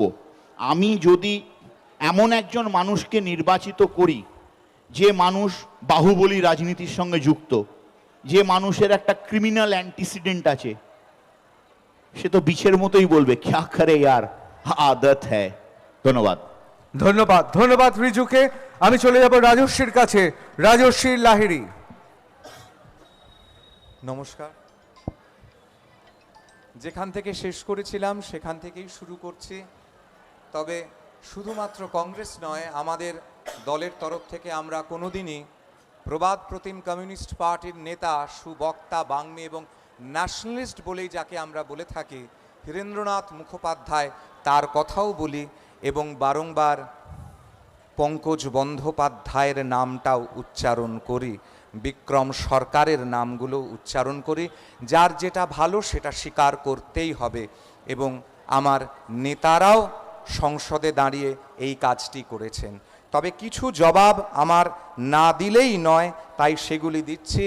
এখানে দাঁড়িয়ে একটি স্যুটের প্রসঙ্গ উঠল, যে 10 লাখি স্যুটটা ভারতবর্ষের প্রধানমন্ত্রীকে উপহার দেওয়া হয়েছিল এবং যেটি অকশন করে আনুমানিক 4 কোটির কিছু বেশি টাকা ওঠে, যেটি সম্পূর্ণভাবে, এবং তার সঙ্গে প্রধানমন্ত্রী যে 400টি উপহার পেয়েছেন বিভিন্ন সময় বিদেশ থেকে, অকশন করে যা টাকা পাওয়া গেছিল সেটি নমামি গঙ্গে প্রজেক্টের মধ্যেই সেটিকে দান করা হয়। এটা আরটিআই করলেও জানতে পারা যাবে। তবে আমি বড় দুঃখের সঙ্গেই আমাকে বলতে হবে যে হাওড়ার মাটিতে দাঁড়িয়ে আজকে যে বিতর্ক সভা হচ্ছে, এই হাওড়া একটা সময়, নিশ্চয়ই হাওড়ার মানুষরা জানবেন, এই হাওড়া জেলাকে বলা হতো শেফিল্ড অফ বেঙ্গল। এত ইন্ডাস্ট্রি, এত কিছু ছিল এই হাওড়ার, ডোমজুর থেকে আরম্ভ করে হাওড়ার চারপাশে, যেটি একদম শ্মশান অফ বেঙ্গলে পরিণত কিভাবে হলো, কাদের ধান্দাবাজির জন্য হলো, সেই প্রসঙ্গটাও যদি কখনো উত্থাপন করা হয় তাহলে হয়তো বাঙালি এবং পশ্চিমবঙ্গ উপকৃত হবে। এখানে টেট সামলানোর কথা উঠল, কিন্তু টেট পরীক্ষা আরম্ভের কিছুক্ষণের মধ্যেই বোধহয় আমরা একটি খবর পেয়েছিলাম যে প্রশ্নপত্র যেন ফাঁস হয়ে গেছে। তো প্রশ্নপত্র মাধ্যমিক, উচ্চ মাধ্যমিক, টেট থেকে আরম্ভ করে এসএসসি সব কিছুর কীভাবে ফাঁস হয়ে যায় সেটা আমাদের জানা নেই। এটা গোটা পশ্চিমবঙ্গ দেখেছে, হয়তো আগামী দিনে জানতে পারবো। যারা ধান্দাবাজির রাজনীতি করেন তারা হয়তো বলতে পারবেন, যারা করেন না তারা হয়তো আজ লজ্জিত, দুঃখিত। ধন্যবাদ। আজ 24শে ডিসেম্বর, আগামীকাল 25শে ডিসেম্বর। আজকের দিনে মধ্যরাত্রে স্বামী বিবেকানন্দ, নরেন্দ্রনাথ দত্ত, আটপুরে বাবুরাম ঘোষের বাড়িতে রাম মন্ত্রে দীক্ষা নেওয়া তিনি নরেন্দ্রনাথ দত্ত থেকে স্বামীজি হয়েছিলেন সন্ন্যাস গ্রহণ করে। এটাও এই হাওড়া জেলায় যে বেলুর মঠ স্থাপন করা হয়েছিল, তাই সেটাও যেন আমরা ভুলে না যাই। নমস্কার। ধন্যবাদ, ধন্যবাদ। আমি এবার চলে যাব রাজন্যা হালদারের কাছে। রাজন্যা। আমাদের আজকের এই অনুষ্ঠানের যে লাইনটি ছিল যে রাজনীতি যারা করে তাদের নিশ্চয়ই কোনো ধান্দা রয়েছে। ধান্দা আসলে কি জানেন তো? আমি বলি, ধান্দা হচ্ছে সেই বিষয়টি আমরা যেটা পারি না, আমরা যখন সেই না পারাটাকে পারা দিয়ে ঢেকে দেওয়ার চেষ্টা করি এবং তুলে ধরার চেষ্টা করি যে আমরা এটা করতে পারি, সেটাই আসলে ধান্দা। এবং এরকমই ধান্দা আমরা প্রত্যেকেই প্রতি মুহূর্তে করছি। কিছুক্ষণ আগে দীপশিতাদি বলছিলেন আনিস খানের কথা, সুদীপ্ত সেনের কথা, সুদীপ্ত গুপ্তর কথা, কিন্তু খুব সুন্দরভাবে দীপশিতাদি এড়িয়ে গেল স্বপ্নদ্বীপের কথা। আমরা প্রত্যেকে জানি স্বপ্নদ্বীপের সঙ্গে যাদবপুর বিশ্ববিদ্যালয়ের বুকে কি হয়েছিল, কোন সংগঠন কিভাবে অত্যাচার করে তাকে মৃত্যুর মুখে ঠেলে দিয়েছিল। এটাই ধান্দা। আমরা কিন্তু সেটা বলি না যেটা আমাদের দ্বারা ঘটে, আমরা সেটাই তুলে ধরার চেষ্টা করি যেটা আমরা সুন্দরভাবে পারদর্শিতার সঙ্গে সুদক্ষ হয়ে তুলে ধরতে পারি। আরেকটি বিষয় যেটা আমি তুলে ধরবো এবং যেটা আমি বলবো, কারণ আমিও দিনের শেষে ধান্দাবাজ, এই সভা আজকে এখন এই মুহূর্তে বাজে রাত 9:30। এই সভা বা এই আলোচনা পর্ব এখনো পর্যন্ত পশ্চিমবঙ্গের বুকে হচ্ছে। এটা যদি বিশ্বাস করুন এই 9:30 নাগাদ রাত্রির উত্তরপ্রদেশ হতো, এখানে হয়তো অনেকগুলো লাশ পড়ে থাকতো। কিংবা এটা যদি 2011 সালের আগের পশ্চিমবঙ্গ হতো, তাহলে হয়তো এই বিতর্ক সভাটাই এখানে হতো না। এখানে এসে কয়েকজন মানুষ তারা তাদের আবেগের কথা বলেছেন, শুধু বলেছেন মাত্র, কিন্তু এই দৃশ্য হয়তো 2011 সালের আগের পশ্চিমবঙ্গ কিংবা উত্তরপ্রদেশে এরকম থাকতো না। তাই আমরা যারা সত্যিকারের মানুষের জন্য মানুষ হয়ে দেখাতে পারবো, মানুষের জন্য মানুষ, এই শব্দটা খুবই উল্লেখযোগ্য এবং গুরুত্বপূর্ণ এই সময় দাঁড়িয়ে, আমরা মান এবং হুঁশ এই সম্পন্ন মানুষ যদি হয়ে দেখাতে পারি, তাহলে আমরা বলবো যে আমরা প্রত্যেকেই দিনের শেষে ধান্দাবাজ, এবং আমরা ধান্দাবাজি করব কোন অর্থে সেটা আমাদেরকে বিচার বিবেচনা করে নিতে হবে। ধন্যবাদ, ধন্যবাদ রাজন্যাকে। এবার দীপশিতা ধর। হ্যালো, অনেকগুলো প্রশ্ন উঠেছে, 2 মিনিটে সেগুলোর সব জবাব দেওয়া যাবে কিনা আমি জানি না। প্রথম কথা হচ্ছে, এখানে আরটিআই নিয়ে একটা কথা হলো। আমি রাজস্বীদাকে বলবো একটু আরটিআই করে দেখবেন। আরটিআই করারও দরকার নেই, সার্ভে রয়েছে, তাতে দেখা যাচ্ছে বিগত 9 বছরে এই ভারতের বুকে 1,44,000 কৃষক আত্মহত্যা করেছেন। প্রতিদিন 30 জন মানুষ আত্মহত্যা করেন। 30 জন কৃষক মানুষ, এমন মানুষ যারা এগ্রিকালচার ওয়ার্কার। সুতরাং আমরা অনেক বড় বড় কথা বলতে পারি, মেক ইন ইন্ডিয়ার কথা বলতে পারি, বিদেশে যাওয়ার কথা বলতে পারি, অকশনের কথা বলতে পারি, কিন্তু যে প্রধানমন্ত্রী, যে সরকার তার দেশের কৃষক, তার দেশের অন্নদাতাদের খুন নিয়ে একটা কথা বলেন না, তাদের আদেও অন্য কিছু কথা নিয়ে কথা বলার মোরালিটি আছে কিনা, এই প্রশ্ন আমি রাখলাম। আমার বন্ধু রাজন্যা ও একটা স্বপ্নদ্বীপের কথা বললো, ঠিকই তো, স্বপ্নদ্বীপের মৃত্যু আমাদের সবাইকে লজ্জিত করে। আমার মনে পড়ছে যখন আনিস খানের হত্যা হলো, অনেক তৃণমূলের নেতারা, তৃণমূল ছাত্র পরিষদের নেতারা, তারা দাবি করেছিলেন আনিস খান তাদের দলের লোক, তৃণমূল ছাত্র পরিষদের লোক। ওয়ান্ডারফুল। আমি জানতে চাইবো রাজন্যার কাছ থেকে, আজ পর্যন্ত একটা দিন ছাড়া আনিস খানকে নিয়ে কটা সভা, কটা মিটিং, কটা মিছিল রাজন্যারা করতে পেরেছে? স্বপ্নদ্বীপের যে কথাও বললো যে আমরা নাকি অনেকেই ধান্দাবাজি করি, যেখানে আমরা নিজেরা জড়িত সেই নামটা আমরা বলি না। ইন্টারেস্টিং কথা হলো, পশ্চিমবঙ্গের পুলিশ, পশ্চিমবঙ্গের সরকার, পুলিশ মন্ত্রী মমতা ব্যানার্জির নেতৃত্বে যে সরকার চলছে, তারা যাদের যাদের নামে চার্জশিট করেছেন স্বপ্নদ্বীপের মৃত্যুতে, যারা যারা তাকে অত্যাচার করেছে, র্যাগিং করেছে, ইত্যাদি ইত্যাদি, রাজন্যা যদি প্রমাণ করতে পারে তাদের মধ্যে একটি ছেলে একটি মেয়ে এসএফআই করতো, ভারতের ছাত্র ফেডারেশন করতো, আমি ভারতের ছাত্র ফেডারেশনের সর্বভারতীয় যুগ্ম সম্পাদক, আমি রাজনীতি করা ছেড়ে দেব। শেষ যে কথা নিয়ে বলবো, এ তো আসলে আজকে ব্যক্তিগত খেউর, অমুকে চুরি করেছে, অমুকে ডাকাতি করেছে, অমুকের বান্ধবী, এইসব নিয়ে তো আমরা আজকে কথা বলতে আসিনি। কিন্তু এটাই বোধহয় ওই যে রাজনীতির দুর্বৃত্তায়ন অনেকে বলেন ডিটোরিয়েশন, যেখানে রাজনীতি থেকে রাজনীতির ভ্যালিউটা, রাজনীতির এসেন্সটা, রাজনীতির স্পিরিটটা চলে যায়, অন্যান্য বিভিন্ন ধরনের জিনিস চলে আসে। আমি 2-3টে কথা বলে শেষ করব। একটা, যখন রিজুদা বললো আমিও একটুখানি আবেগতাড়িত হয়ে গেলাম। আমার মনে পড়ছে আমার বড়দাদু এমএলএ ছিলেন ডোমজুরের। যখন রাজীব ব্যানার্জি প্রথমবার নির্বাচনে লড়ছেন তখন উনি তৃণমূলে ছিলেন প্রথমবার। রাজীব ব্যানার্জির জেঠু সম্ভবত রঞ্জিত ব্যানার্জি, মৃত্যুঞ্জয় ব্যানার্জি, উনি কংগ্রেসের নেতা ছিলেন এবং বড়দাদুর সঙ্গে খুব ভালো সখ্যতা। রাজীব ব্যানার্জি প্রথমবার নির্বাচনে লড়ছেন, মহন্ত চ্যাটার্জি বামপন্থী প্রার্থী। রাজীব ব্যানার্জি এসে বাড়িতে বড়দাদুর পা ছুঁয়ে নমস্কার করছেন। বড়দাদু তার কাঁধে থেকে বলছেন, আমি কিন্তু এইমাত্র তোমার বিরুদ্ধে প্রচার করে এলাম। এটাই বোধহয় আমাদের শিষ্টতা ছিল, এটাই বোধহয় আমাদের সভ্যতা ছিল, এটাই বোধহয় আমাদের আবেগ ছিল। এই হাওড়ার এমপি আমি শুনেছি, বামপন্থী যিনি লড়াই করছেন তিনি ছাত্র, কংগ্রেসের যিনি বহুদিনের এমএলএ ছিলেন অথবা এমপি ছিলেন তিনি কংগ্রেসের নেতা। নির্বাচন হয়েছেন, কংগ্রেসের যিনি প্রবীণ অধ্যাপক ছিলেন তিনি হেরে গেছেন। তিনি বাড়িতে বসে রয়েছেন, ধুতি পাঞ্জাবি পরা, ম্লান মুখ। যে ছেলেটি, যে ছাত্রটি প্রথমবার, তরুণ ছাত্রটি বামপন্থী হয়ে এমএলএ জিতল, তিনি প্রথম আবির যার পায়ে ছুঁয়েছিলেন, তার বিজয় মিছিল যার বাড়ির সামনে প্রথমবার থেমেছিল, তিনি কংগ্রেসের ওই হারিয়ে যাওয়া নেতা ছিলেন, ওই হেরে যাওয়া এমপি ছিলেন। এটাই পশ্চিমবঙ্গের শিষ্টতা ছিল, এটাই পশ্চিমবঙ্গের সংস্কৃতি ছিল। আমরা যেন বাংলার সেই সংস্কৃতিকে বাঁচিয়ে রাখতে পারি। আমি শেষ 4টে লাইন সুভাষ মুখোপাধ্যায়ের কথা দিয়ে শেষ করব। আমরা যারা রাজনীতি করি, বামপন্থী রাজনীতি করি, আমরা ধান্দাবাজি করি না, আমরা স্বপ্নের জন্য রাজনীতি করি, মানুষের ভালো থাকার জন্য রাজনীতি করি। সুভাষ মুখোপাধ্যায় লিখে গেছেন, আমাদের থাক মিলিত অগ্রগতি, একাকী চলতে চাই না এরোপ্লেনে, আপাতত চোখ থাক পৃথিবীর প্রতি, শেষ নেওয়া যাবে শেষকার পথ জেনে। ধন্যবাদ। ধন্যবাদ দীপশিতাকে। এবার শুভময় মৈত্র। না, আমি তো আজকে পুরোটাই, শোনা যাচ্ছে তো, আমি তো আজকে পুরোটাই ঋতব্রতর বিরোধী আর কি। ফলে মূল কথা হচ্ছে যে একদিন সারাদিন যদি মেঘ করে থাকে তার মানে সূর্য ওঠা যে বন্ধ হয়ে গেল এমনটা নয়। ফলে আশা রাখতেই হবে। এবং একই সঙ্গে রাজনীতি হোক বা সমাজ, সত্য সন্ধানে অনেক মুশকিল আছে। সেই সত্য সন্ধানের জায়গায় চে গুয়েভারার মৃত্যুর সঙ্গে হিটলার মুসোলিনির মৃত্যু গুলিয়ে ফেললে রাজনীতির খুব মুশকিল।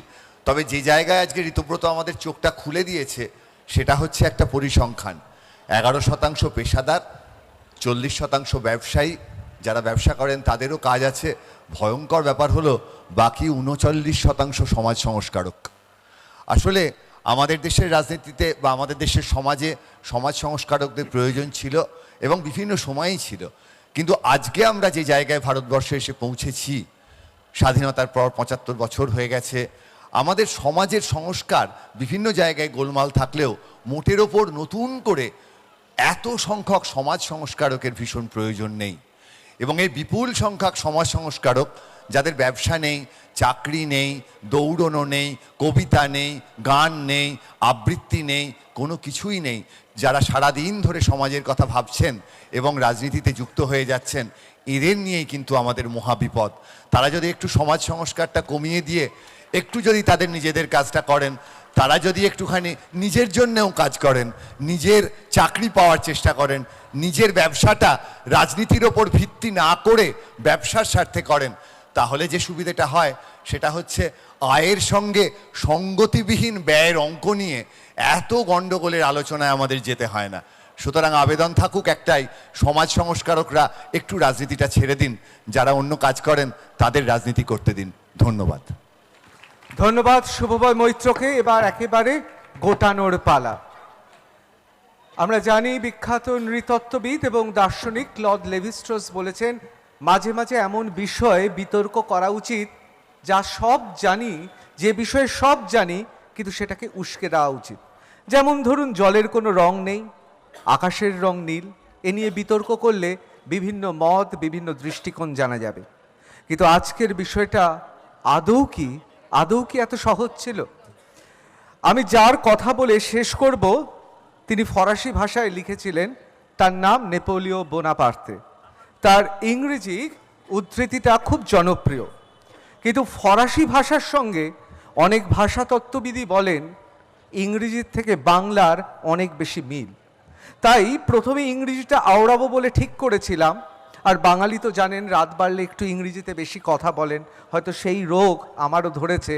কিন্তু পরে ভাবলাম না, বাংলাতেই বলি, কারণ ইংরেজিতে যেটা রয়েছে ফরাসি তর্জমা করলে দাঁড়ায় না। তার আগে শুধু দুটি কথা বলবো। আসলে আমাদের এখানে একমাত্র শুভময় মৈত্র ছাড়া বাদবাকি যারা আছেন তারা প্রত্যেকেই তরুণ রাজনীতিবিদ। বিভিন্ন রাজনৈতিক দলে তাদের ভবিষ্যৎ খুব উজ্জ্বল। তারা আগামী দিনে নিশ্চয়ই রাজনীতি করবেন। যে সংস্কৃতির তারা আজকে পরিচয় দিলেন, যে বাক সংযোগ এবং অবশ্যই তার সঙ্গে সঙ্গে স্বভাবসিদ্ধ ভূমিকায় তারা কথা বললেন, তাতে বোঝা যায় তারা হয়তো যে ধরনের রাজনীতিবিদদের কথা বলছি তার মধ্যে পড়েন না। আজকে বক্তা হিসেবে আমি সংখ্যালঘু, তার কারণ কেউ একবারও বলেননি সব রাজনীতিবিদ ধান্দাবাজ। কিন্তু আমার মনে হয় সংখ্যাগরিষ্ঠ মানুষ কি বিচার করে সেটা তার প্রতি ছেড়ে দেওয়া উচিত। এমন কোনো রাজনৈতিক দল আমার জানা নেই ভারতবর্ষে অর্বাচীন সাংবাদিক হিসেবে যারা খবর প্রকাশের জন্য রক্তচক্ষু সাংবাদিকদের দেখাননি। আমার জানা নেই এমন কোনো রাজনৈতিক দল যারা অর্থবানদের তোয়াজ করে চলেন না। আমার এমন কোনো রাজনীতিবিদ জানা নেই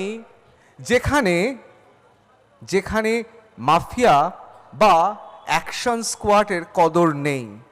এ ধরনের কোনো রাজনৈতিক দলের নাম যদি আপনার জানা থাকেন অবশ্যই বলবেন। আসলে পুরো বিষয়টাই সংস্কৃতি। প্রস্তর যুগ থেকে আজ আমরা এই জায়গায় এসে পৌঁছেছি।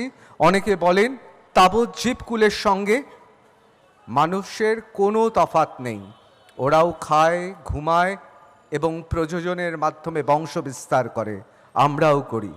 শুধু আমাদের তফাৎ একটাই, আমাদের সংস্কৃতি। এই রাজনৈতিক সংস্কৃতি জন্ম দিতে পারে উন্নত এক সমাজের, উন্নত এক দেশের, এ বিষয়ে কোনো সন্দেহ নেই। আর কথা বাড়াবো না, এবার নেপোলিয়ন বোনাপার্তের সে বিখ্যাত উক্তির কথা মনে করিয়ে দিই যে এই বিশ্বকে অনেক কিছু সহ্য করতে হয়েছে, তার কারণ ক্রূর মানুষদের কামনার জন্য।